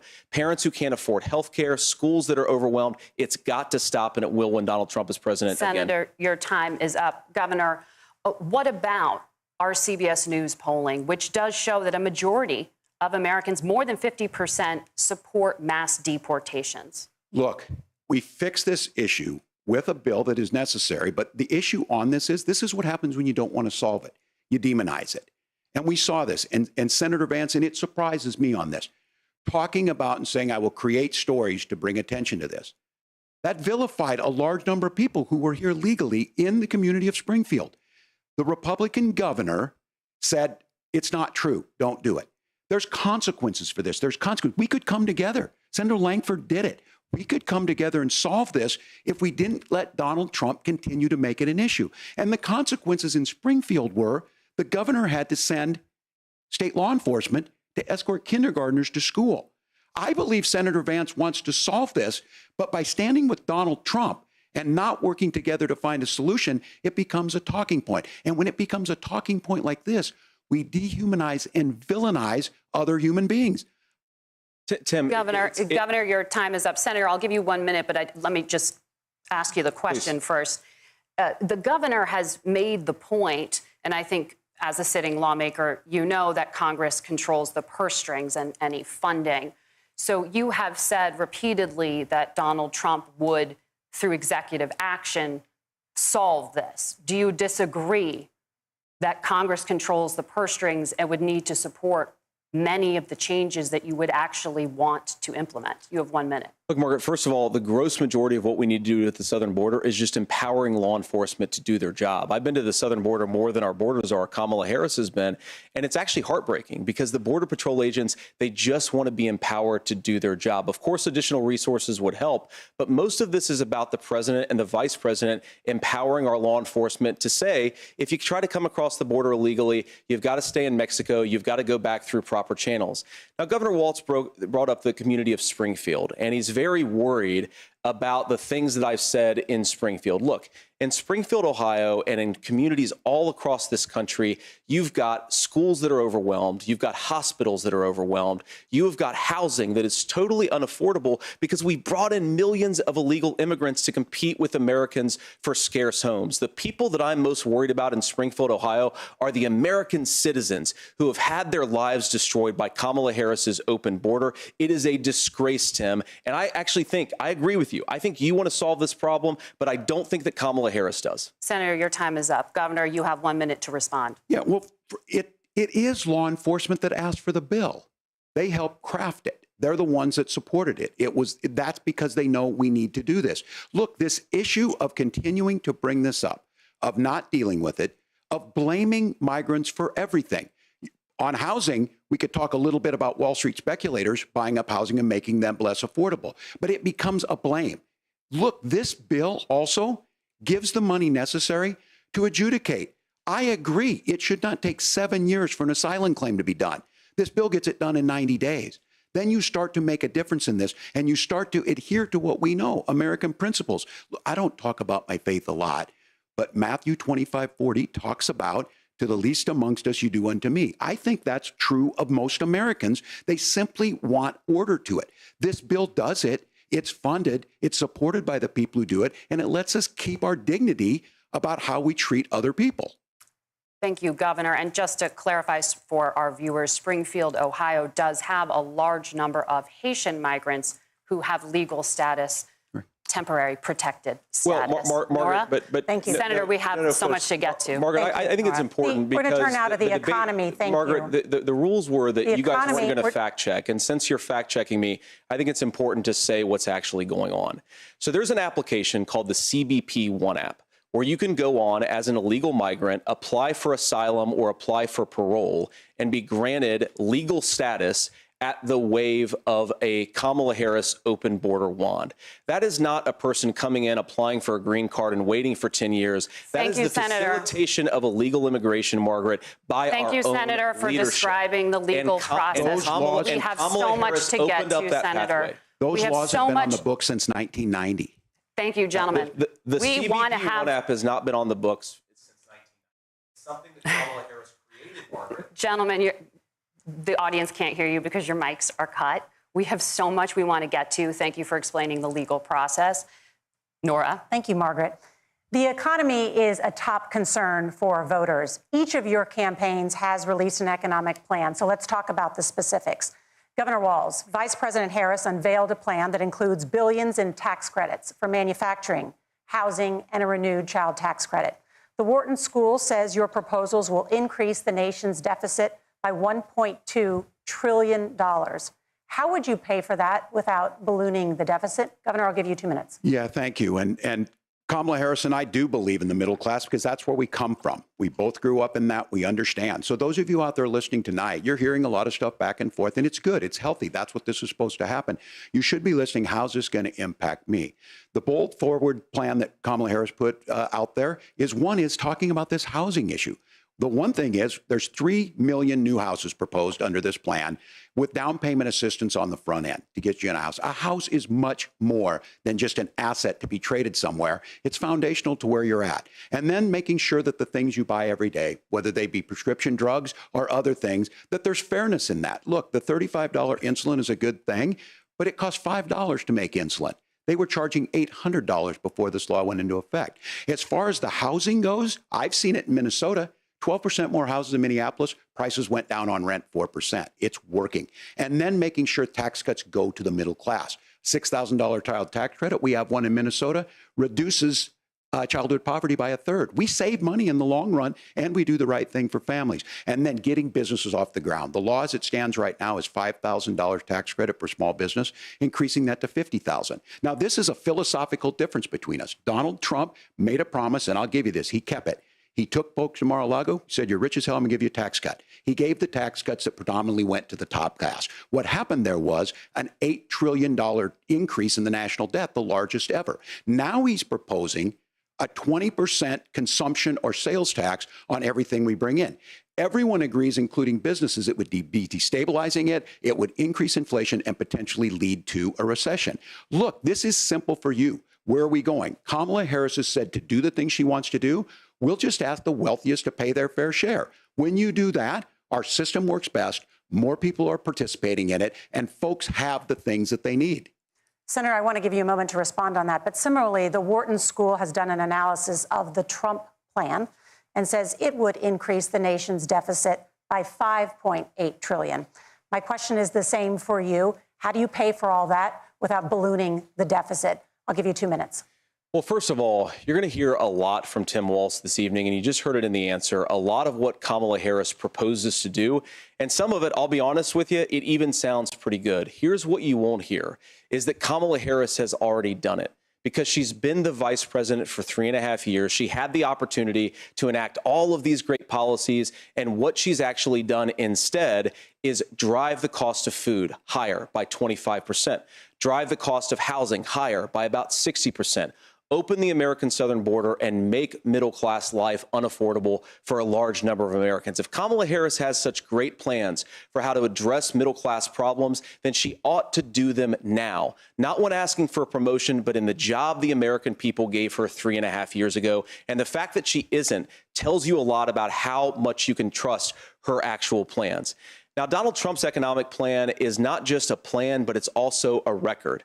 A lot of those same economists attack Donald Trump's plans, and they have PhDs, but they don't have common sense and they don't have wisdom, because Donald Trump's economic policies delivered the highest take-home pay in a generation in this country, 1.5% inflation, and to boot, peace and security all over the world. So when people say that Donald Trump's economic plan doesn't make sense, I say, look at the record. He delivered rising take-home pay for American workers.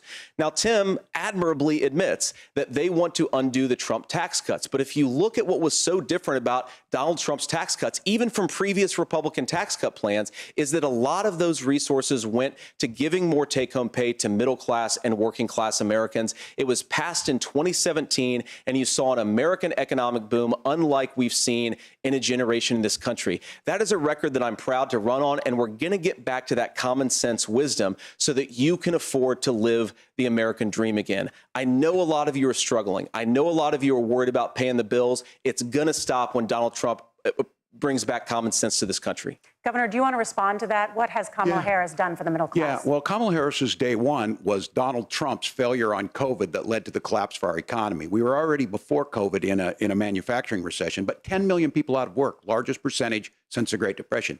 9 million jobs closed on that. That was day one, whether it was the Infrastructure Act or other things we moved. Now, you made a question about experts, said this. I've made a note of this. Economists can't be trusted. Science can't be trusted. National security folks can't be trusted. Look, if you're going to be president, you don't have all the answers. Donald Trump believes he does. My pro tip of the day is this. If you need heart surgery, listen to the people at the Mayo Clinic in Rochester, Minnesota, not Donald Trump. And the same thing goes with this. And I ask you out there, teachers, nurses, truck drivers, or whatever, how is it fair that you're paying your taxes every year and Donald Trump hasn't paid any federal tax in the last 15 years? And the last year as president. That's what's wrong with the system. There's a way around it, and he's bragged about that. We're just asking for fairness in it, and that's all you want. You have a minute. Governor, you say trust the experts. But those same experts for 40 years said that if we shipped our manufacturing base off to China, we'd get cheaper goods. They lied about that. They said if we shipped our industrial base off to other countries, to Mexico and elsewhere, it would make the middle class stronger. They were wrong about that. They were wrong about the idea that if we made America less self-reliant, less productive in our own nation, that it would somehow make us better off, and they were wrong about it. And for the first time in a generation, Donald Trump had the wisdom and the courage to say to that bipartisan consensus, we're not doing it anymore. We're bringing American manufacturing back. We're unleashing American energy. We're going to make more of our own stuff. And this isn't just an economic issue. I mean, I've got 3 beautiful little kids at home, 7, 4, and 2, and I love them very much, and I hope they're in bed right now. But look, so many of the drugs, the pharmaceuticals that we put in the bodies of our children are manufactured by nations that hate us. This has to stop. And we're not going to stop it by listening to experts. We're going to stop it by listening to common sense wisdom, which is what Donald Trump governed on. Senator, your time is up. Governor Walz, can you address that? I mean, voters say they trust Donald Trump on the economy more. Why? Well, if you're listening tonight and you want billionaires to get tax cuts, you heard what the numbers were. Look, I'm a union guy on this. I'm not a guy who wanted to ship things overseas, but I understand that, look, we produce soybeans and corn. We need to have fair trading partners. That's something that we believe in. I think the thing that most concerns me on this is Donald Trump was the guy who created the largest trade deficit in American history with China. So the rhetoric is good. Much of what the senator said right there, I'm in agreement with him on this. I watched it happen too. I watched it to my communities, and we talked about that. But we had people undercutting the right to collectively bargain. We had right to work states made it more difficult. We had companies that were willing to ship it over, and we saw people profit. Folks that are venture capital in some cases, putting money into companies that were overseas. We're in agreement that we bring those home. The issue is Donald Trump is talking about it. Kamala Harris has a record, 250,000 more manufacturing jobs just out of the IRA. May I respond to that? Yes. So appreciate that. So if you notice, what Governor Walz just did is he said, first of all, Donald Trump has to listen to the experts. And then when he acknowledged that the experts screwed up, he said, well, Donald Trump didn't do nearly as good of a job as the statistics that's a gross generalization. that he did. So what Tim Walz is doing, and I honestly, Tim, I think you got a tough job here, because you've got to play whack-a-mole. You've got to pretend that Donald Trump didn't deliver rising take-home pay, which of course he did. You've got to pretend that Donald Trump didn't deliver lower inflation, which of course he did. And then you've simultaneously got to defend Kamala Harris's atrocious economic record, which has made gas, groceries, and housing unaffordable for American citizens. I was raised by a woman who would sometimes go into medical debt so that she could put food on the table in our household. I know what it's like to not be able to afford the things that you need to afford. We can do so much better. To all of you watching, we can get back to an America that's affordable again. We just got to get back to common sense economic principles. I hope we have a conversation on health care then. Senator, Governor. Please. Thank you. Margaret? We have a lot to get to ahead, gentlemen, on many topics. But right now, I want to talk about personal qualifications. The vice president is often the last voice the president hears before making consequential decisions. We want to ask you about your leadership qualities. Governor Walz, you said you were in Hong Kong during the deadly Tiananmen Square protests in the spring of 1989.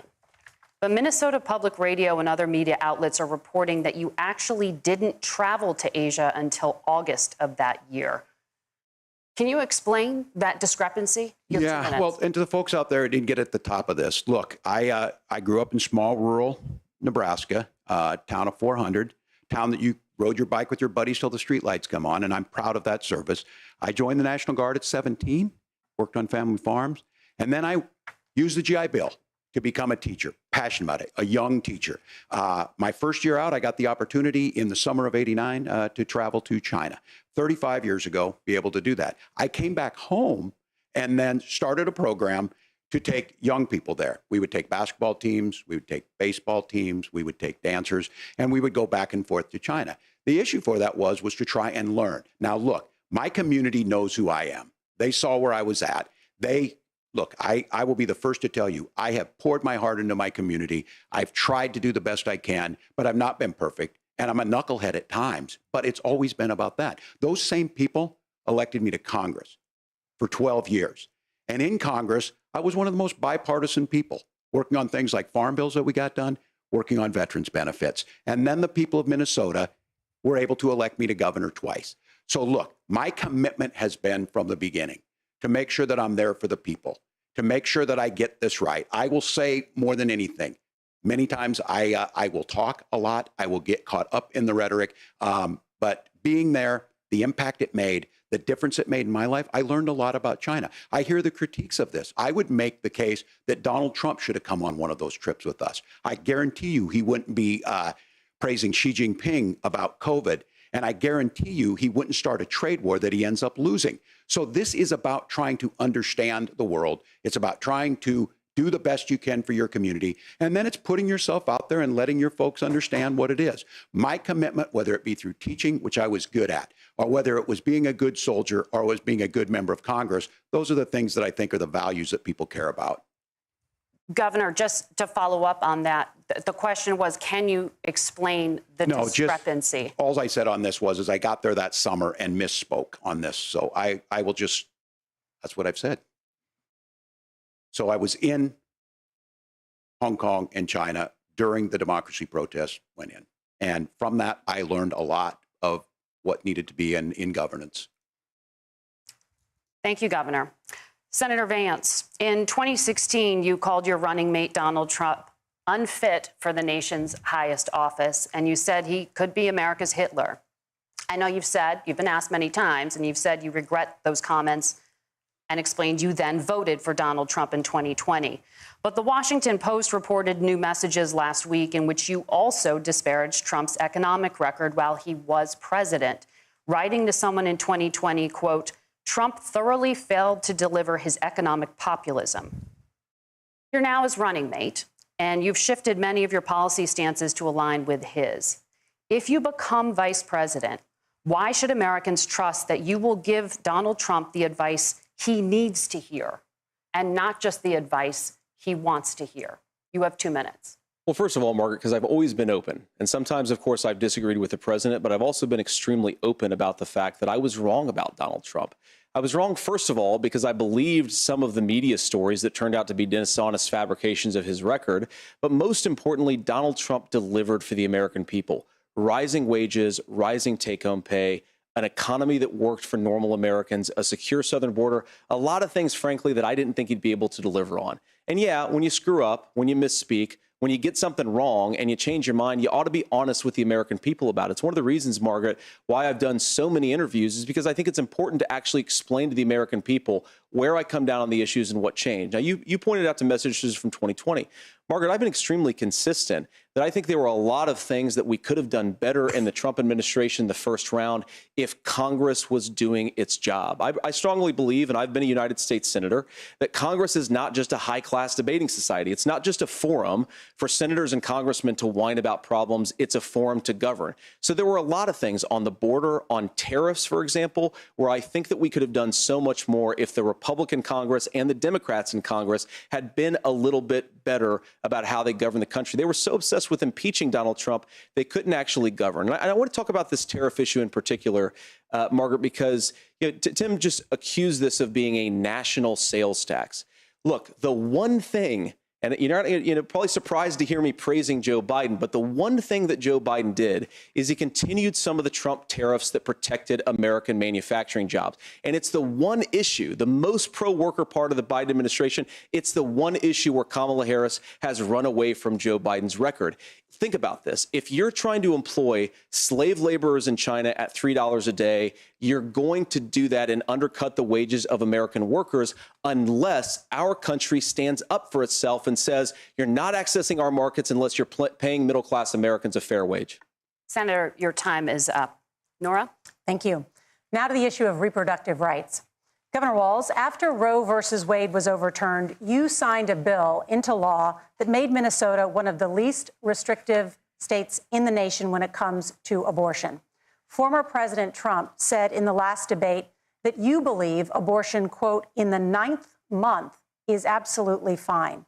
Yes or no? Is that what you support? I'll give you 2 minutes. That's not what the bill says, but look, this issue is what's on everyone's mind. Donald Trump put this all into motion. He brags about how great it was that he put the judges in and overturned Roe versus Wade, 52 years of personal autonomy. And then he tells us, oh, we send it to the states. It's a beautiful thing. Amanda Zaworski would disagree with you on it's a beautiful thing. A young bride in Texas waiting for their child at 18 weeks. She has a complication, a tear in the membrane. She needs to go in. The medical care at that point needs to be decided by the doctor.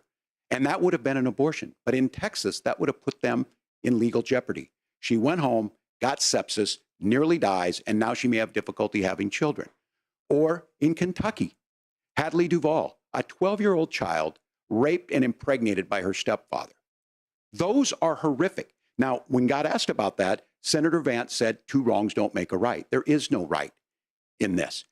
So in Minnesota, what we did was restore Roe versus Wade. We made sure that we put women in charge of their health care. But look, this is not where, if you don't know Amanda or a Hadley, you soon will. Their Project 2025 is going to have a registry of pregnancies. It's going to make it more difficult, if not impossible, to get contraception and limit access, if not eliminate access to infertility treatments. For so many of you out there listening, me included, infertility treatments are why I have a child. That's nobody else's business. But those things are being proposed. And the catch-all on this is, well, the states will decide what's right for Texas might not be right for Washington. That's not how this works. This is basic human right. We have seen maternal mortality skyrocket in Texas, outpacing many other countries in the world. This is about health care. In Minnesota, we are ranked first in health care for a reason. We trust women. We trust doctors. Senator, do you want to respond to the governor's claim? Will you create a federal pregnancy monitoring agency? No, Nora, certainly we won't. And I want to talk about this issue because I know a lot of Americans care about it, and I know a lot of Americans don't agree with everything that I've ever said on this topic. And, you know, I grew up in a working class family in a neighborhood where I knew a lot of young women who had unplanned pregnancies and decided to terminate those pregnancies because they feel like they didn't have any other options. And, you know, one of them is actually very dear to me. And I know she's watching tonight, and I love you. And she told me something a couple years ago that she felt like if she hadn't had that abortion, that it would have destroyed her life because she was in an abusive relationship. And I think that what I take from that as a Republican who proudly wants to protect innocent life in this country, who proudly wants to protect the vulnerable, is that my party, we've got to do so much better of a job at earning the American people's trust back on this issue where they frankly just don't trust us. And I think that's one of the things that Donald Trump and I are endeavoring to do. I want us as a Republican Party to be pro-family in the fullest sense of the word. I want us to support fertility treatments. I want us to make it easier for moms to afford to have babies. I want it to make it easier for young families to afford a home so they can afford a place to raise that family. And I think there's so much that we can do on the public policy front just to give women more options. Now, of course, Donald Trump has been very clear that on the abortion policy specifically, that we have a big country and it's diverse. And California has a different viewpoint on this than Georgia. Georgia has a different viewpoint from Arizona. And the proper way to handle this, as messy as democracy sometimes is to let voters make these decisions. Let the individual states make their abortion policy. And I think that's what makes the most sense in a very big, a very diverse, and let's be honest, sometimes a very, very messy and divided country. Governor, would you like to respond and also answer the question about restrictions? Yeah, well, the question got asked, and Donald Trump made the accusation that wasn't true about Minnesota. Well, let me tell you about this idea that there's diverse states. There's a young woman named Amber Thurman. She happened to be in Georgia, a restrictive state.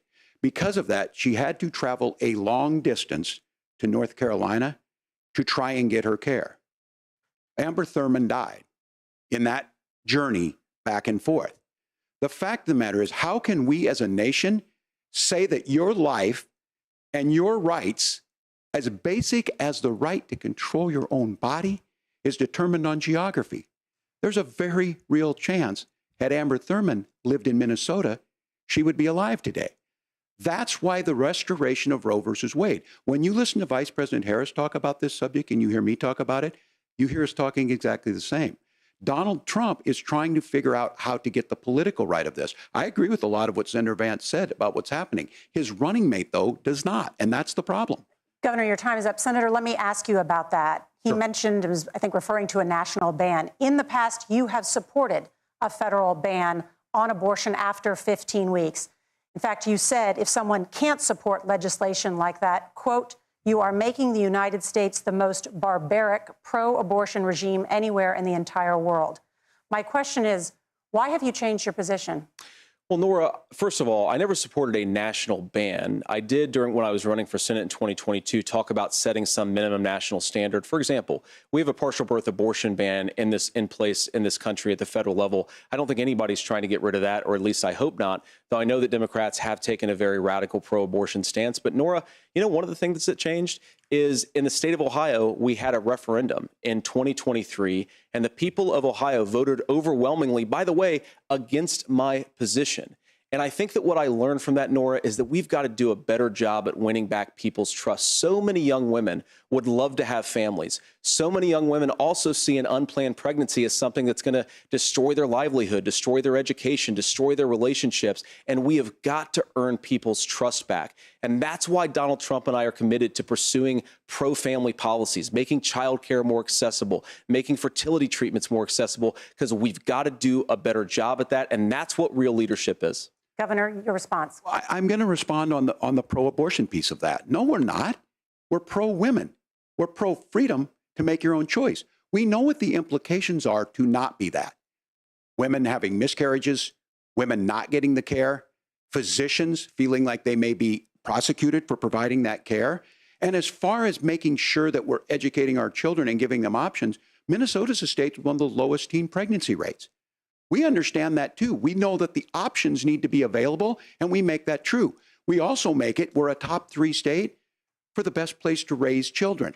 But these two things, to try and say that we're pro-children, but we don't like this, or you guys are pro-abortion, that's not the case at all.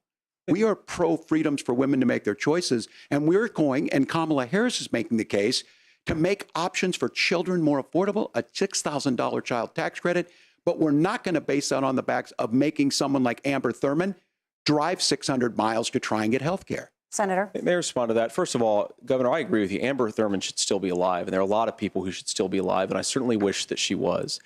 And maybe you're free to disagree with me on this and explain this to me, but as I read the Minnesota law that you signed into law, the statute that you signed into law, it says that a doctor who presides over an abortion where the baby survives, the doctor is under no obligation to provide life-saving care to a baby who survives a botched late-term abortion. That is, I think, whether you're pro-choice or pro-abortion, that is fundamentally barbaric. And that's why I use that word, Nora, is because some of what we've seen, do you want to force Catholic hospitals to perform abortions against their will? Because Kamala Harris has supported suing Catholic nuns to violate their freedom of conscience. We can be a big and diverse country where we respect people's freedom of conscience and make the country more pro-baby and pro-family. But please. Yes, Governor, please respond. Look, this is one where there's always something there. This is a very simple proposition. These are women's decisions to make about their healthcare decisions, and the physicians who know best when they need to do this. Trying to distort the way a law is written to try and make a point. That's not it at all. What was I wrong about, Governor? Please tell me, what was I wrong about? That is not the way the law is written. Look, I've given But how? I've given this advice on a lot of things, that getting involved, that's been misread, and it was fact-checked at the last debate. But the point on this is there's a continuation of these guys to try and tell women or to get involved. I use this line on this, just mind your own business on this. Things worked best when Roe versus Wade was in place. When we do a restoration of Roe, that works best. That doesn't preclude us from increasing funding for children. It doesn't increase us from making sure that once that child's born, like in Minnesota, they get meals. They get early childhood education. They get health care. So the hiding behind we're going to do all these other things when you're not proposing them in your budget, Kamala Harris is proposing them. She's proposing all those things to make life easier for families. I asked a specific question, Governor. You gave me a slogan as a response. It's not the case. It's not true. That's not what the law says. So they fact-checked it with President Trump. Gentlemen, there's a lot to discuss. We have to move on, and we're going to be right back with much more of the CBS News vice presidential debate in just a moment. Okay, so, wow, there is a lot of stuff to talk about there for sure. All right, so first of all, I do want to cover what happened at the very last part, because obviously abortion is a big problem for both candidates. One of them is the Amber Thurman. They keep talking about Amber Thurman and how she died because of abortion and the abortion law in Georgia. That is false. That is, I fact checked it on this program not much more than 2 weeks ago.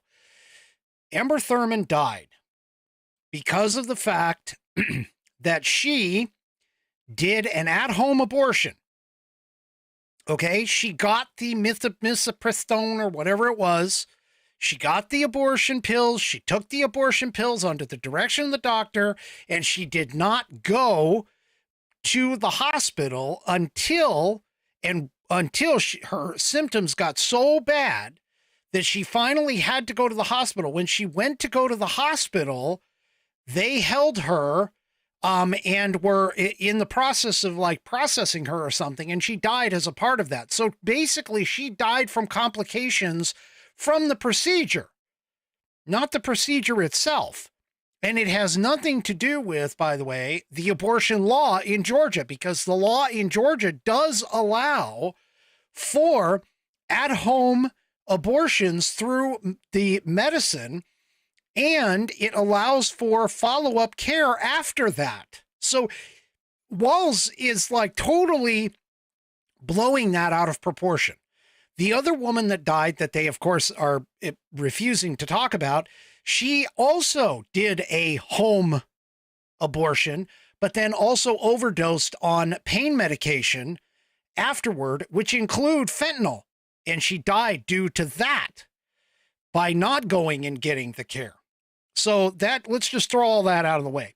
But my biggest thing about the abortion issue, which honestly comes down to essentially this.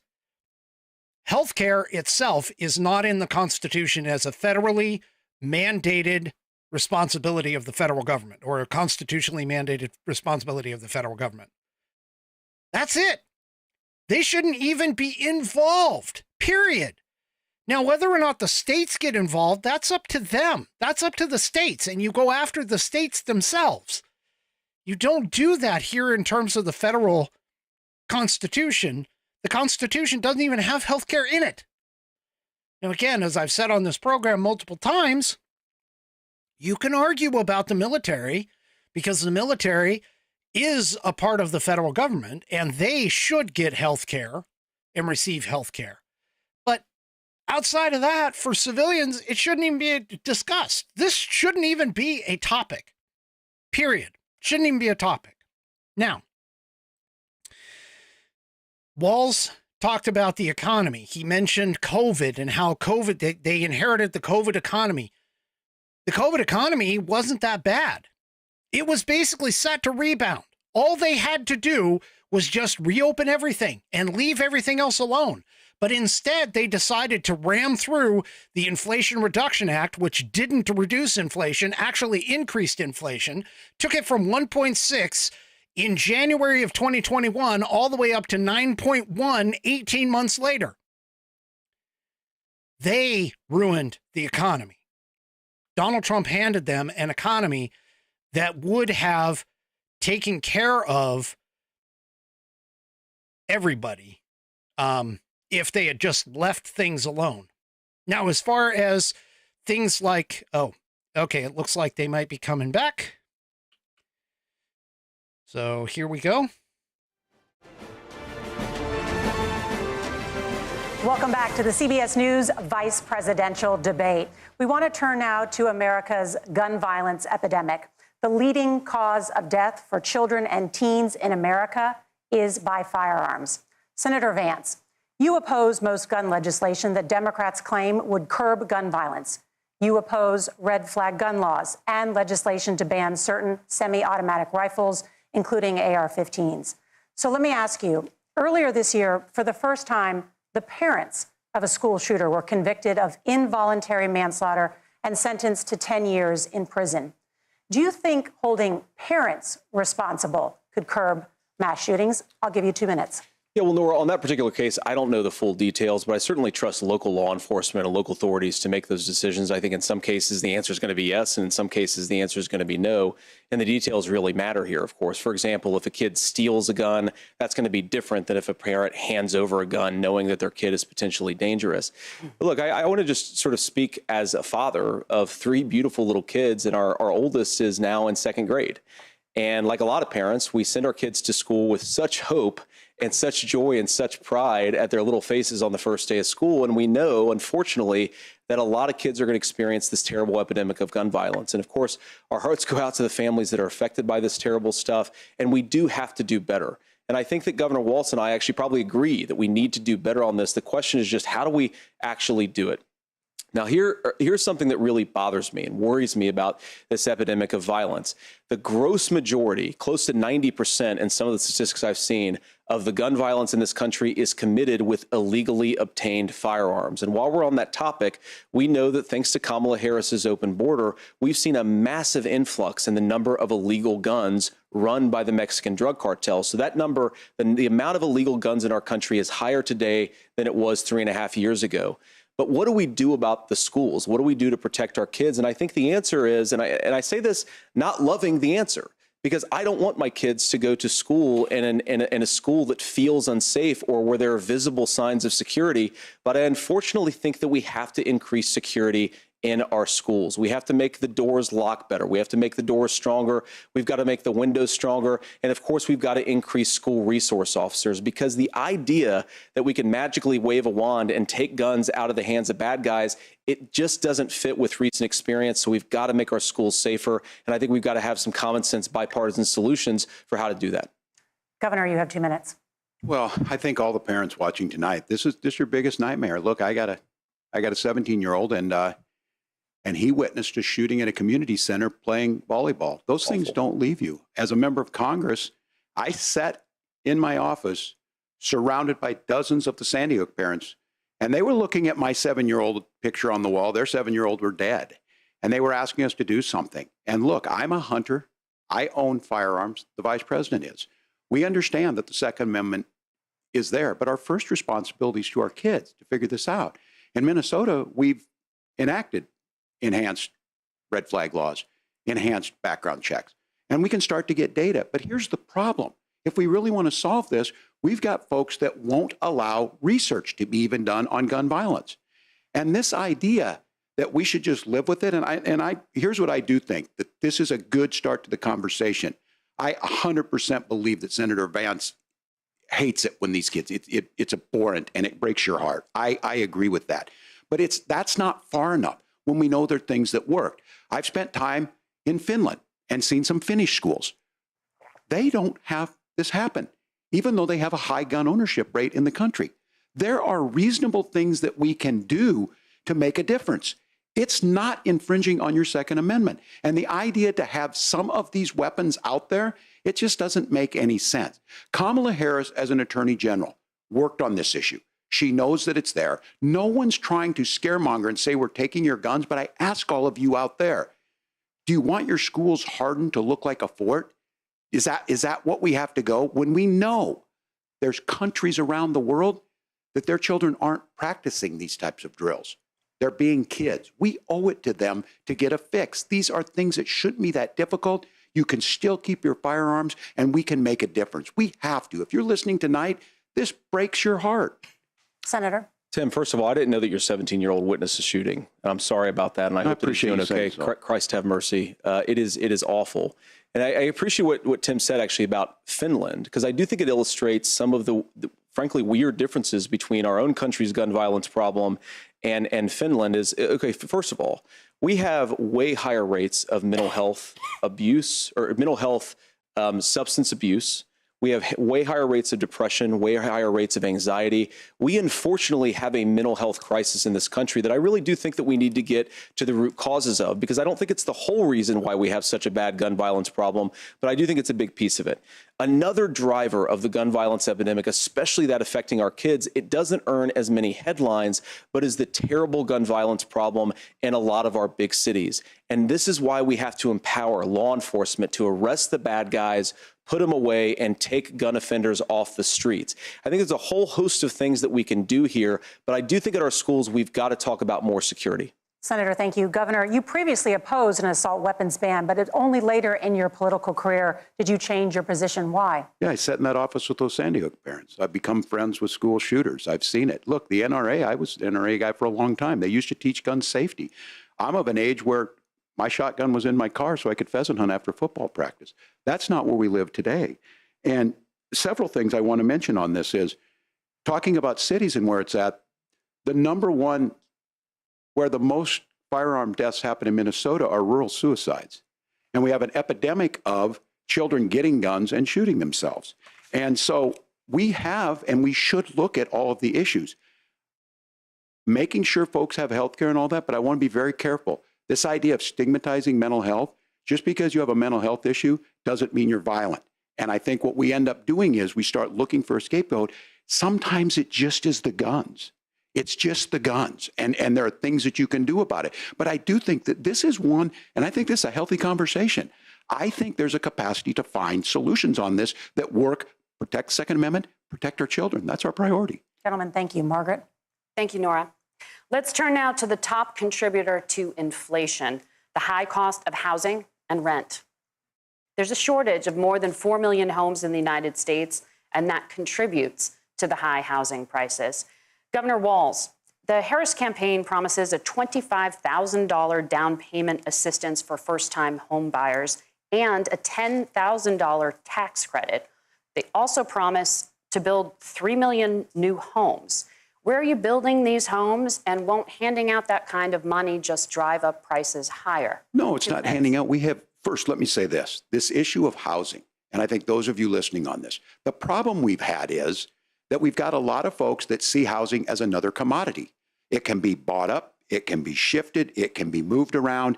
Those are not folks living in those houses. Those of you listening tonight, that house is a big deal. I bought and owned one house in my life.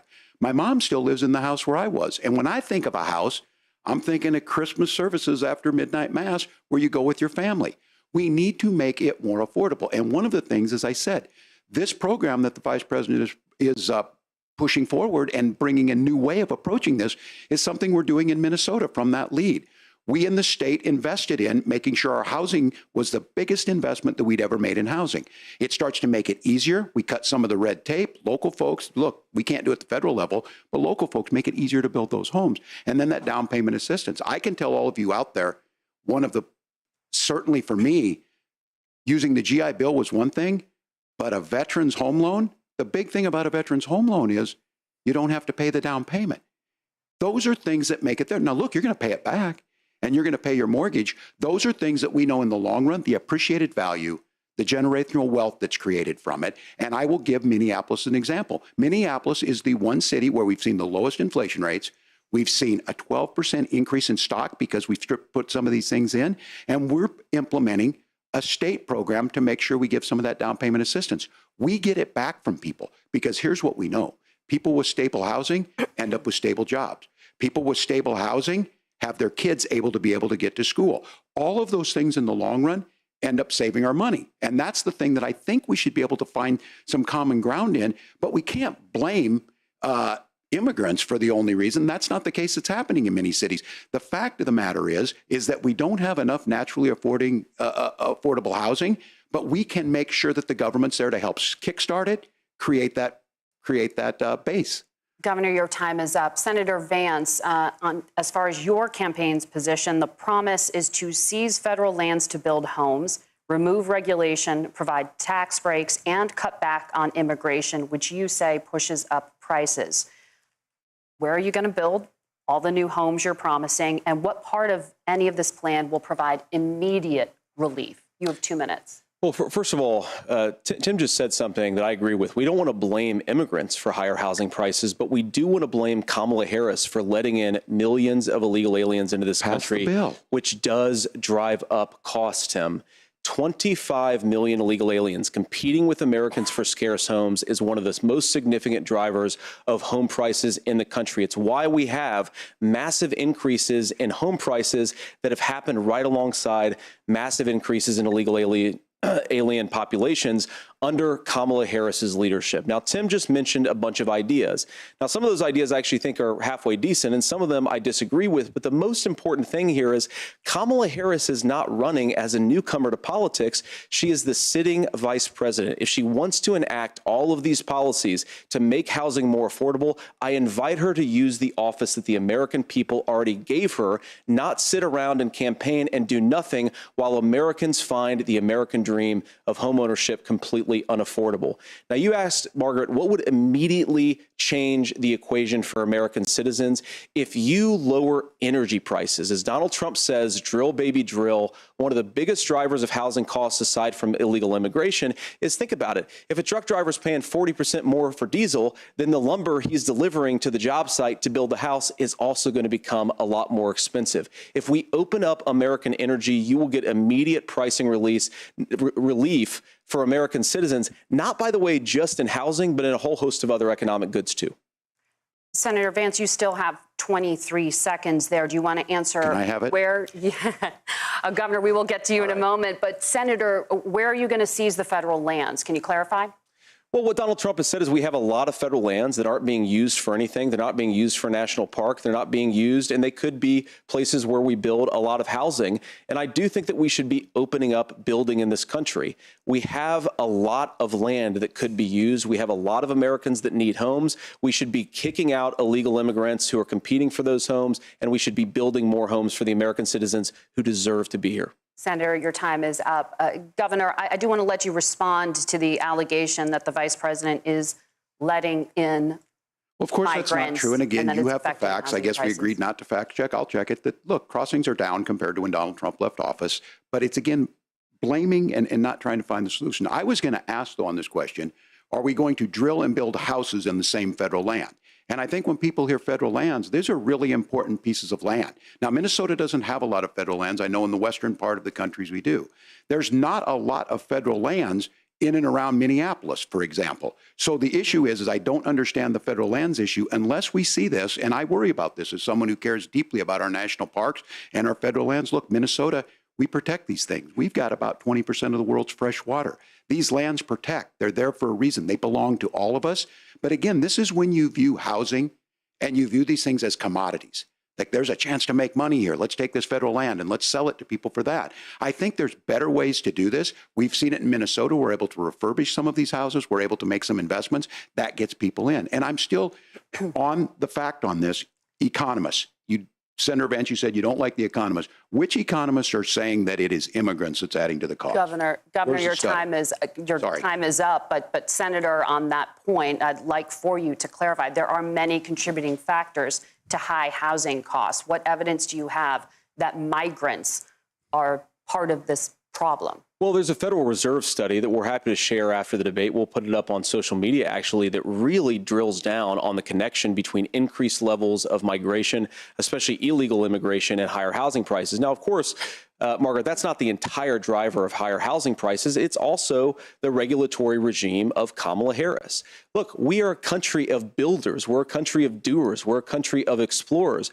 But we increasingly have a federal administration that makes it harder to develop our resources resources, makes it harder to build things, and wants to throw people in jail for not doing everything exactly as Kamala Harris says they have to do. And what that means is that you have a lot of people who would love to build homes who aren't able to build homes. I actually agree with Tim Walz. We should get out of this idea of housing as a commodity. But the thing that has most turned housing into a commodity is giving it away to millions upon millions of people who have no legal right to be here.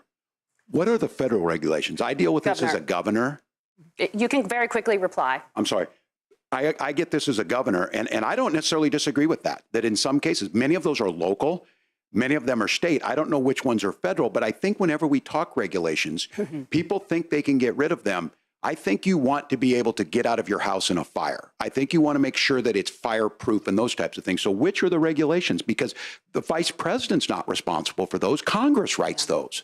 Governor, thank you. Gentlemen, we have a lot to get to. You're passionate about the housing crisis, I can tell. But Nora? Thank you. One of the top problems facing Americans is the high cost of health care.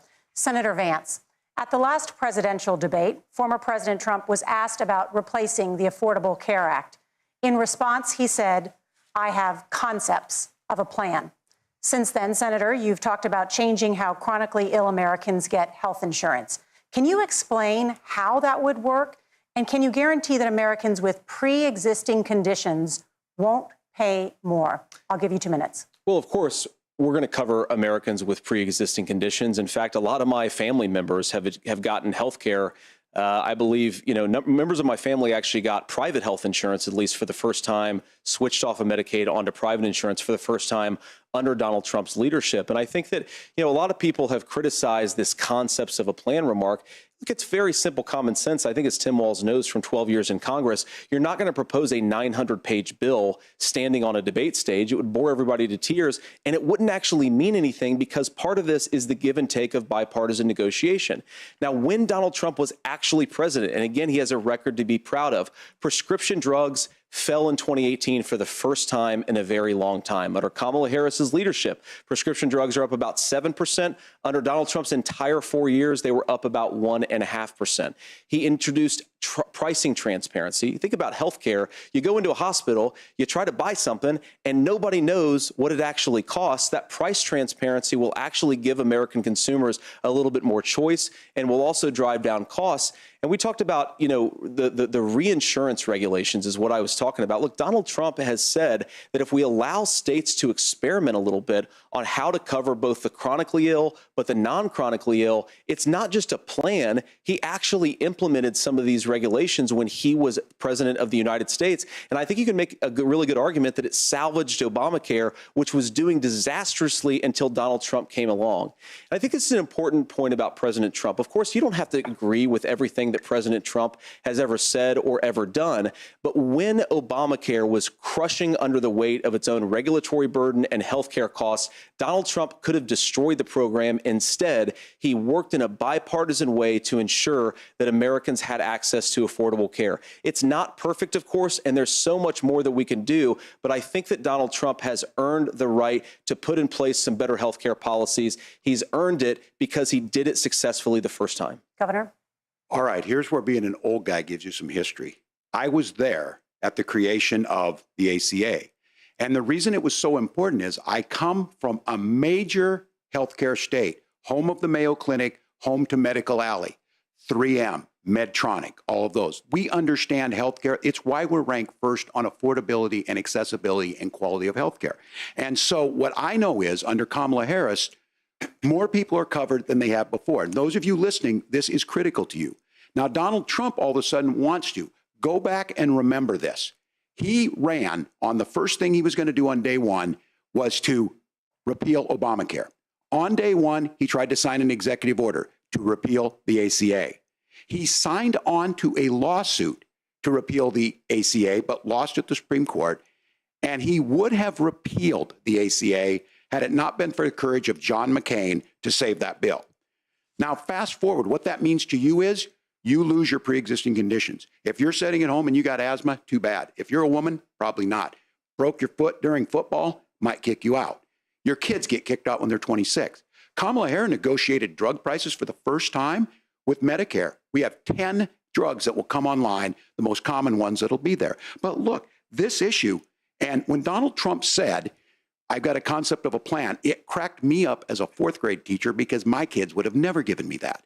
But what Senator Vance just explained might be worse than a concept, because what he explained is pre-Obamacare. And I'll make this as simple as possible because I have done this for a long time. What they're saying is, if you're healthy, why should you be paying more? So what they're going to do is let insurance companies pick who they insure, because guess what happens? You pay your premium, it's not much. They figure they're not going to have to pay out to you. But those of you a little older, gray, got cancer, you're going to get kicked out of it. That's why the system didn't work. Kamala Harris will protect and enhance the ACA. Governor, thank you. Senator, you have not yet explained how you would protect people with pre-existing conditions or laid out that plan.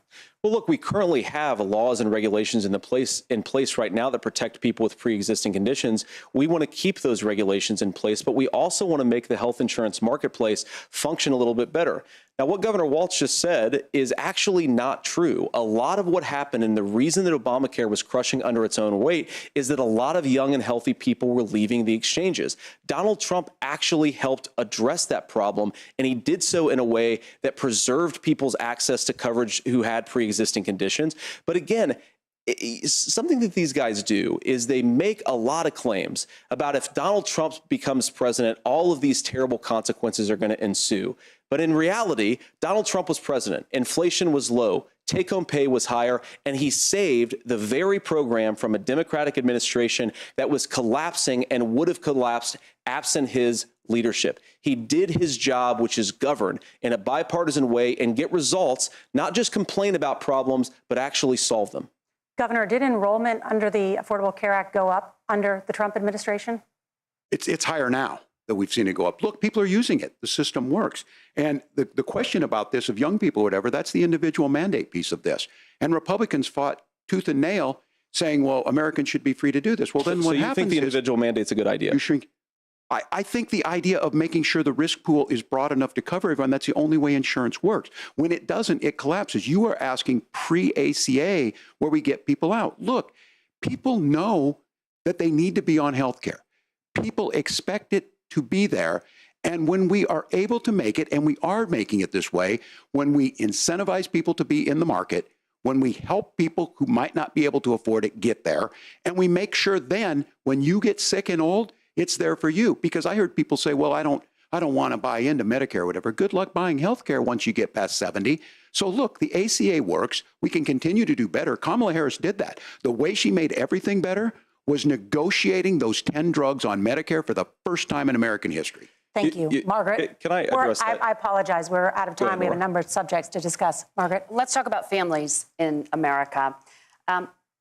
There is a child care crisis in this country, and the United States is one of the very few developed countries in the world without a national paid leave program for new parents.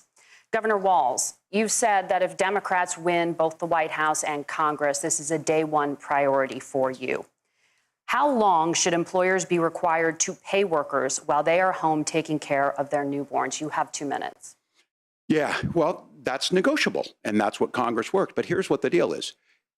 Americans sitting out there right now, you may work for a big company. Look, we're home in Minnesota to some of the largest Fortune 500 companies. Kamala Harris knows that in California. Those companies provide paid family medical leave. One is, I think they're moral and they think it's a good thing, but it also keeps their employees healthy.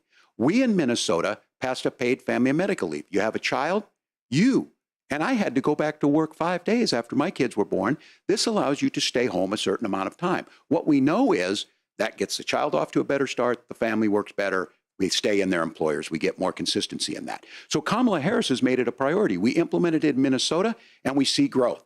That's how you become a pro-business state. But the negotiations on it, and here's the issue.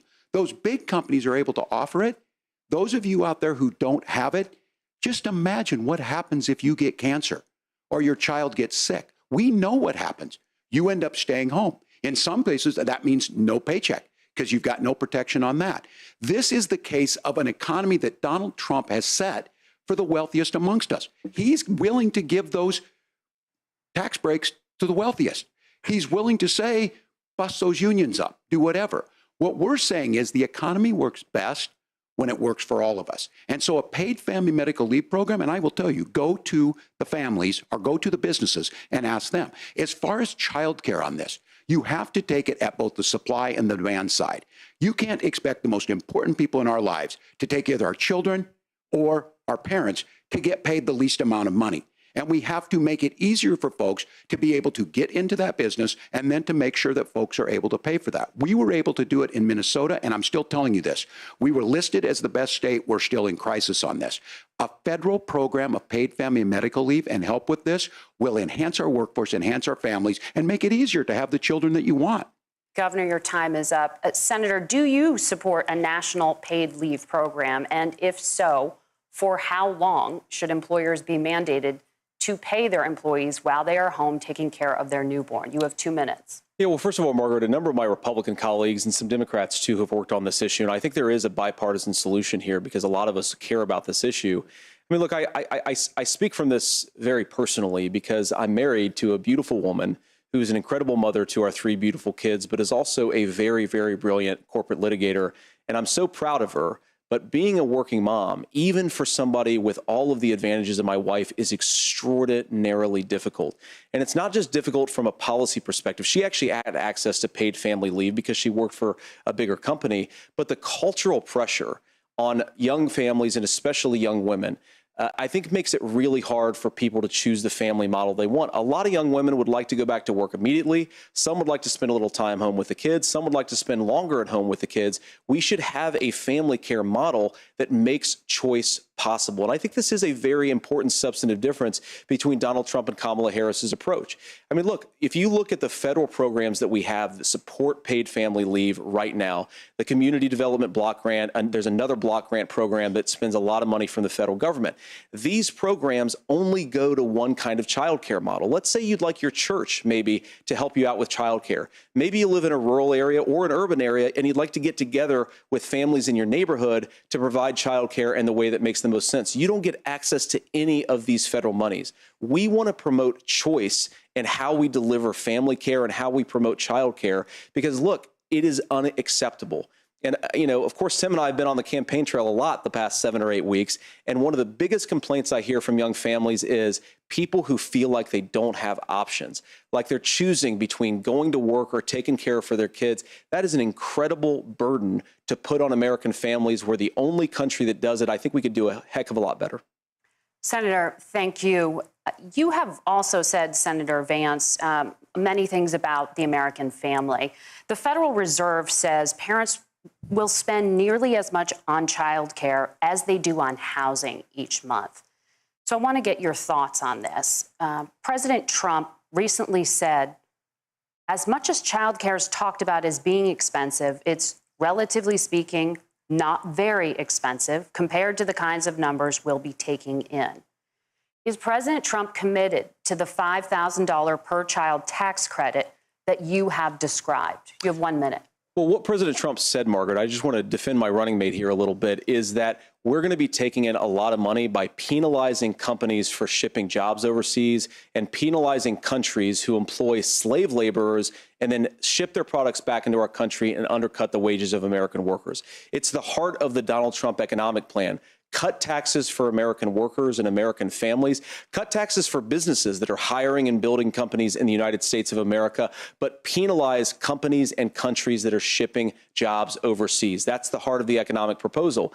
And I think what President Trump is saying is that when we bring in this additional revenue with higher economic growth, we're going to be able to provide paid family leave, childcare options that are viable and workable for a lot of American families.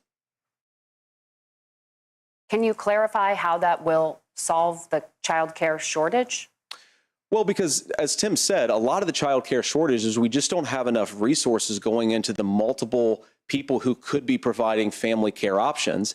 And we're going to have to, unfortunately, look, we're going to have to spend more money. We're going to have to induce more people to want to provide child care options for American families, because the reason it's so expensive right now is because you've got way too few people providing this very essential service. Thank you, Senator. Governor Walz, your ticket also has some child care tax credit proposals. Do you think Congress will agree to the $6,000 credit for newborns and $3,000 credit for children over the age of 6 as your campaign has promised. Is that realistic? Well, if these members of Congress are listening to anybody, I can tell you, and this is the biggest issue. Everybody listening tonight knows. I mean, I'm sure they were shocked to hear it's not that expensive. And let's be clear, whether it's $5,000 or $6,000, that pays you about 3 or 4 months. Let's be clear of where we're at on this. It's because we got out of an imbalance on this. We thought we were going to get by not paying people. I don't think Senator Vance and I are that far apart. I'm not opposed to what he's talking about on options. We've done scholarship types of things. I think we need to be open to making the case. But the issue here is, the question you asked is, you're not going to pay for it with these tariffs. That's just adding another $4,000 on the family and taking less. So not only do they not get the money to pay for that, they're $4,000 in the hole. That's Wharton School. That's his alma mater. And so I think the issue here is, those members of Congress, I can't believe they're not. When I go to businesses, sure, they'll talk about taxes sometime, but they will lead with childcare and they will lead with housing, because we know the problem is, especially in a state like Minnesota, we need more workers because our economy is growing, but we need the workforce. Governor, thank you. We need to move on. Nora? Let's talk about the state of democracy, the top issue for Americans after the economy and inflation. After the 2020 election, President Trump's campaign and others filed 62 lawsuits contesting the results. Judges, including those appointed by President Trump and other Republican presidents, looked at the evidence and said there was no widespread fraud. The governors of every state in the nation, Republicans and Democrats, certified the 2020 election results and sent a legal slate of electors to Congress for January 6th. Senator Vance, you have said you would not have certified the last presidential election and would have asked the states to submit alternative electors. That has been called unconstitutional and illegal. Would you again seek to challenge this year's election results, even if every governor certifies the results? I'll give you 2 minutes. Well, Nora, first of all, I think that we're focused on the future. We need to figure out how to solve the inflation crisis caused by Kamala Harris's policies, make housing affordable, make groceries affordable, and that's what we're focused on. But I want to answer your question because you did ask it. Look, what President Trump has said is that there were problems in 2020, and my own belief is that we should fight about those issues, debate those issues peacefully in the public square, and that's all I've said, and that's all that Donald Trump has said. Remember, he said that on January the 6th, the protesters ought to protest peacefully. And on January the 20th, what happened? Joe Biden became the president, Donald Trump left the White House, and now, of course, unfortunately, we have all of the negative policies that have come from the Harris-Biden administration. I believe that we actually do have a threat to democracy in this country, but unfortunately, it's not the threat to democracy that Kamala Harris and Tim Walz want to talk about. It is the threat of censorship. It's Americans casting aside lifelong friendships because of disagreements over politics. It's big technology companies silencing their fellow citizens. And it's Kamala Harris saying that rather than debate and persuade her fellow Americans, she'd like to censor people who engage in misinformation. I think that is a much bigger threat to democracy than anything that we've seen in this country in the last 4 years, in the last 40 years. Now, I'm really proud, especially given that I was raised by 2 lifelong blue-collar Democrats, to have the endorsement of Bobby Kennedy Jr. and Tulsi Gabbard, lifelong leaders in the Democratic coalition. And of course, they don't agree with me and Donald Trump on every issue. We don't have to agree on every issue. But we're united behind a basic American First Amendment principle that we ought to debate our differences. We ought to argue about them. We ought to try to persuade our fellow Americans. Kamala Harris is engaged in censorship at an industrial scale. She did it during COVID. She's done it over a number of other issues. And that, to me, is a much bigger threat to democracy than what Donald Trump said when he said that protesters should peacefully protest on January the 6th. Governor? Well, I've enjoyed tonight's debate, and I think there was a lot of commonality here. And I'm sympathetic to misspeaking on things, and I think I might have with the senator. Me too, man. There's one though that this one is troubling to me, and I say that because I think we need to tell the story. Donald Trump refused to acknowledge this, and the fact is that I don't think we can be the frog in the pot and let the boiling water go up. He was very clear. I mean, he lost this election, and he said he didn't. 140 police officers were beaten at the Capitol that day. Some with the American flag, several later died. And it wasn't just in there. In Minnesota, a group gathered on the state capitol grounds in St. Paul and said, we're marching to the governor's residence and there may be casualties. The only person there was my son and his dog, who was rushed out crying by state police. That issue, and Mike Pence standing there as they were chanting, hang Mike Pence. Mike Pence made the right decision. So, Senator, it was adjudicated over and over and over. I worked with kids long enough to know, and I said as a football coach, sometimes you really want to win, but the democracy is bigger than winning an election. You shake hands, and then you try and do everything you can to help the other side win. That's what was at stake here. Now, the thing I'm most concerned about is the idea that imprisoning your political opponents, already laying the groundwork for people not accepting this. And a president's words matter. A president's words matter.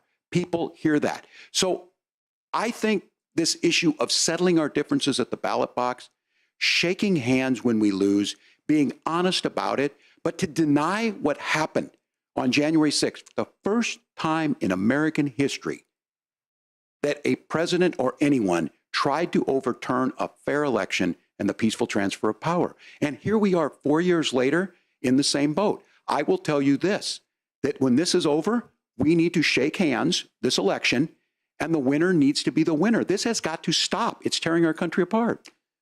Margaret? Senator Vance, did you want to respond to that?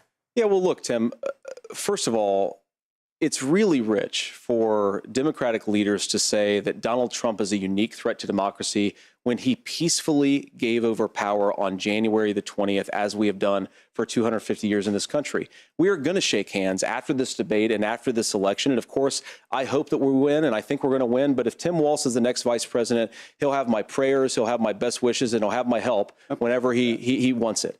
But we have to remember that for years in this country, Democrats protested the results of elections. Hillary Clinton in 2016 said that Donald Trump had the election stolen by Vladimir Putin because the Russians bought like $500,000 worth of Facebook ads. This has been going on for a long time. And if we want to say that we need to respect the results of the election, I'm on board. But if we want to say, as Tim Walz is saying, that this is just a problem that Republicans have had, I don't buy that. Governor. January 6th was not Facebook ads. And I think a revisionist history on this. Look, I don't understand how we got to this point. But the issue was that happened. Donald Trump can do it. And all of us say there's no place for this. It has massive repercussions. This idea that there's censorship to stop people from threatening to kill someone, threatening to do something, that's not censorship. Censorship is book banning. We've seen that. We've seen that brought up. I just think for everyone tonight, and I'm going to thank Senator Vance, I think this is the conversation they want to hear. And I think there's a lot of agreement. This is one that we are miles apart on. This was a threat to our democracy in a way that we had not seen. And it manifested itself because of Donald Trump's inability to say. He is still saying he didn't lose the election. I would just ask that. Did he lose the 2020 election? Tim, I'm focused on the future. Did Kamala Harris censor Americans from speaking their mind in the wake of the 2020 COVID situation? That is a damning non-answer. It's a damning non-answer for you to not talk about censorship. Obviously, Donald Trump and I think that there were problems in 2020. We've talked about it. I'm happy to talk about it further. But you guys attack us for not believing in democracy. The most sacred right under the United States democracy is the First Amendment. You yourself have said there's no First Amendment right to misinformation. Kamala Harris wants to use the power of government and big tech to silence people from speaking their minds. That is a threat to democracy that will long outlive this present political moment. I would like Democrats and Republicans to both reject censorship. Let's persuade one another. Let's argue about ideas, and then let's come together afterwards. You can't yell fire in a crowded theater. That's the test. That's the Supreme Court test. Tim, fire in a crowded theater. You guys wanted to kick people off of Facebook for saying that toddlers shouldn't wear masks. Senator, the governor does have the floor. Fire in a crowded theater. That is criticizing the policies of the government, which is the right of every American. Senator, the governor does have the floor for 1 minute to respond to you. Yeah. Well, I don't run Facebook. What I do know is I see a candidate out there who refused, and now again, and this, I'm pretty shocked by this. He lost the election. This is not a debate. It's not anything anywhere other than in Donald Trump's world. Because look, when Mike Pence made that decision to certify that election, that's why Mike Pence isn't on this stage. What I'm concerned about is, where is the firewall with Donald Trump? Where is the firewall if he knows he could do anything, including taking an election and his vice president's not going to stand to it. That's what we're asking you, America. Will you stand up? Will you keep your oath of office, even if the president doesn't? And I think Kamala Harris would agree. She wouldn't have picked me if she didn't think I would do that, because of course that's what we would do. So America, I think you've got a really clear choice on this election of who's going to honor that democracy and who's going to honor Donald Trump. Governor, your time is up. Thank you, gentlemen. We will be right back with both of our candidates. The CBS News vice presidential debate continues. Okay. Well, I am going to, I'm sorry. I got to talk about this. January 6th was not an insurrection. January 6th was not instigated by Trump. Trump clearly said to peacefully and patriotically protest. The video shows that the Capitol Police fired rubber bullets and gas into a peaceful crowd, and that's what started the whole thing. That several instigators were in that crowd. We still don't even know how many FBI confidential human sources were actually in the crowd itself. The FBI won't even answer that. Okay? The Nancy Pelosi herself admitted that she refused the National Guard help that would have assisted in keeping things under control. Donald Trump wasn't even there. He was in the frickin' White House, in the West Wing. And when he put out a video telling everybody to go home, Twitter, previously owned by Jack Dorsey, tore it down. January 6th, folks, is a non-starter. Okay? It's non-starter. There was not one single person who wanted to hang Mike Pence. The gallows that they continually try to use, the images of those gallows, the gallows wasn't even big enough to hang somebody under 4 foot tall. Somebody over 4 foot tall.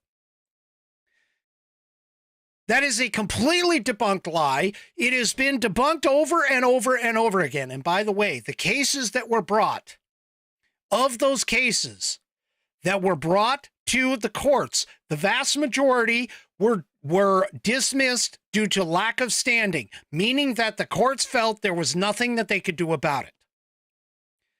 That's essentially what happened there. So all of this other crap, just get rid of it. Now, I need to move on to this whole childcare thing. Once again, just like with healthcare, childcare isn't in the Constitution. And I'm being critical of both sides of this. There is nothing in the Constitution that says that the federal government is to pay for your child care. There is nothing in the Constitution that says that the federal government is responsible for your health care. There is nothing in the Constitution that says that the federal government is responsible for abortions. None of this is even applicable. And technically would be unconstitutional if we actually had a constitutional government. Sorry, I'm a little hot with that.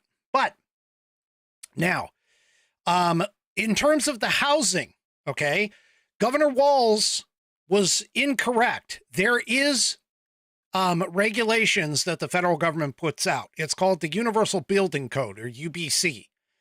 That Universal Building Code is enforced at the state level, state and local levels, and can also be modified at the state and local levels. It's no different than the National Electric Code. The National Electric Code, which is a part of the UBC, also is a federal document that is put out and gives the bare minimums of regulations for installing electrical. So the Universal Building Code is the regulations for building in this country, okay? And realistically, the one thing that would help everyone, no matter what, is reducing regulations and reducing taxes.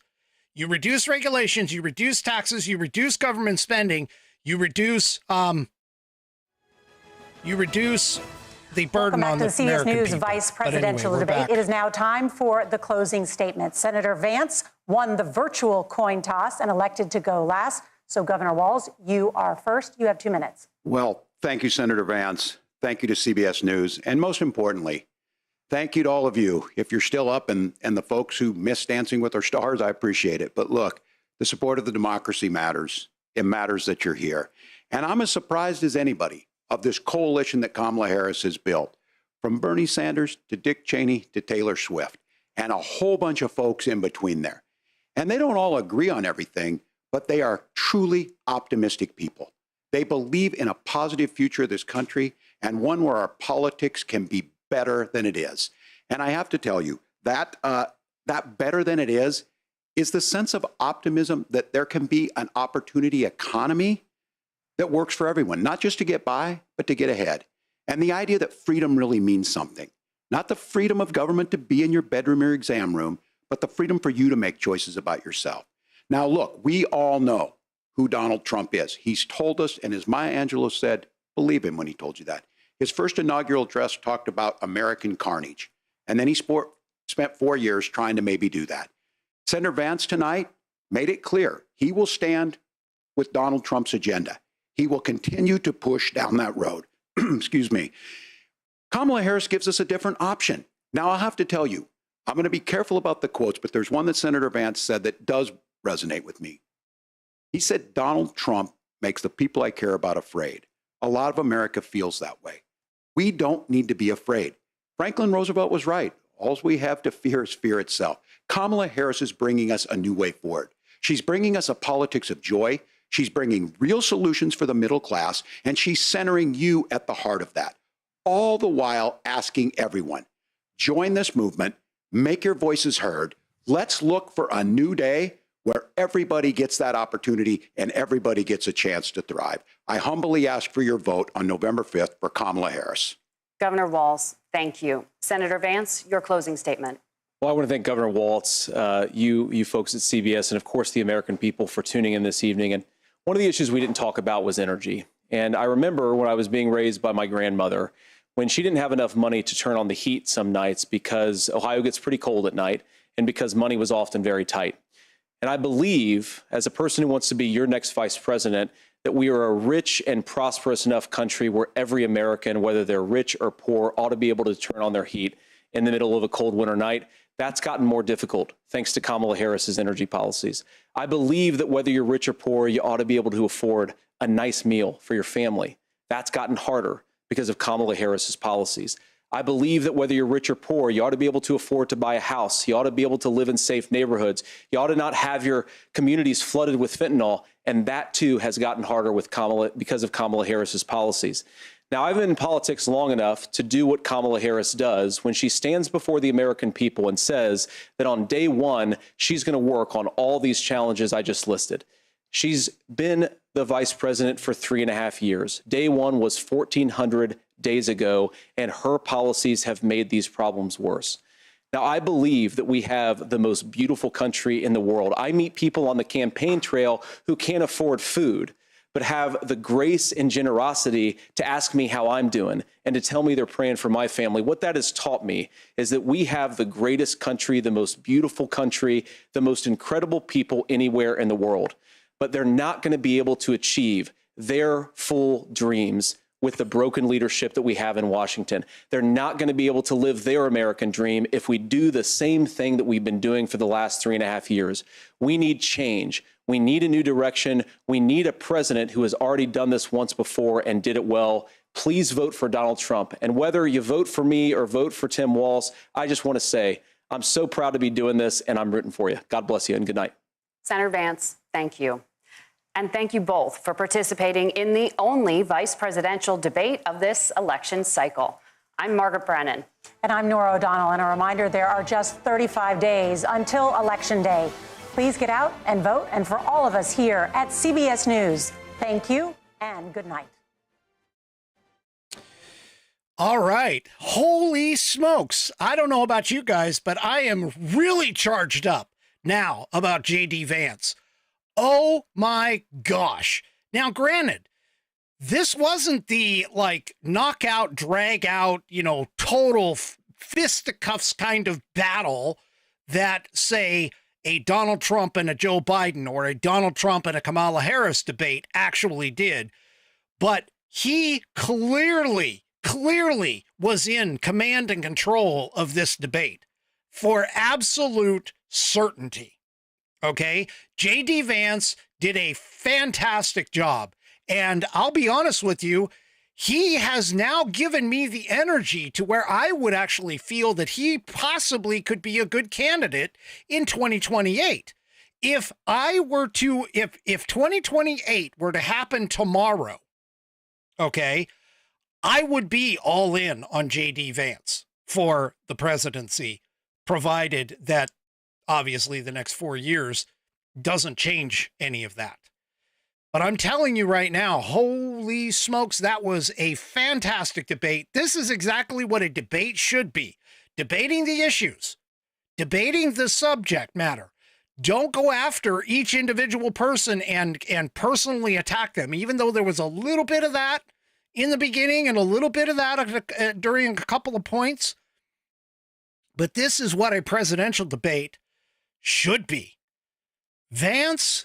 J.D. Vance had a fantastic performance, in my opinion.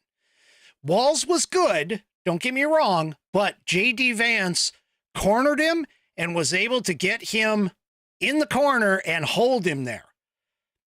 I'm a J.D. Vance guy now. I know when he first came on, he was, I was questioning whether or not he was good.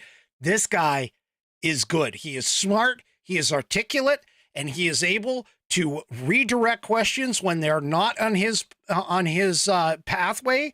And yeah, it is just very, very, very good. All right, folks, that's the end of it for me. Hope you enjoyed watching the vice president debate. I don't think it changed anybody's, vote check. But anyway, probably have more for you tomorrow on Wednesday night. Don't forget, it's Whiskey Wednesday. I've got a lineup of Pet of the Weeks, so we're only going to cover one tomorrow, but we'll see you tomorrow night, 5 p.m. Pacific, 8 p.m. Eastern Time, right here on American Perspective. Thank you all for joining. Have a great rest of your evening, and good night, everybody. The previous broadcast was produced and is owned by Active Eye Media LLC. All rights reserved.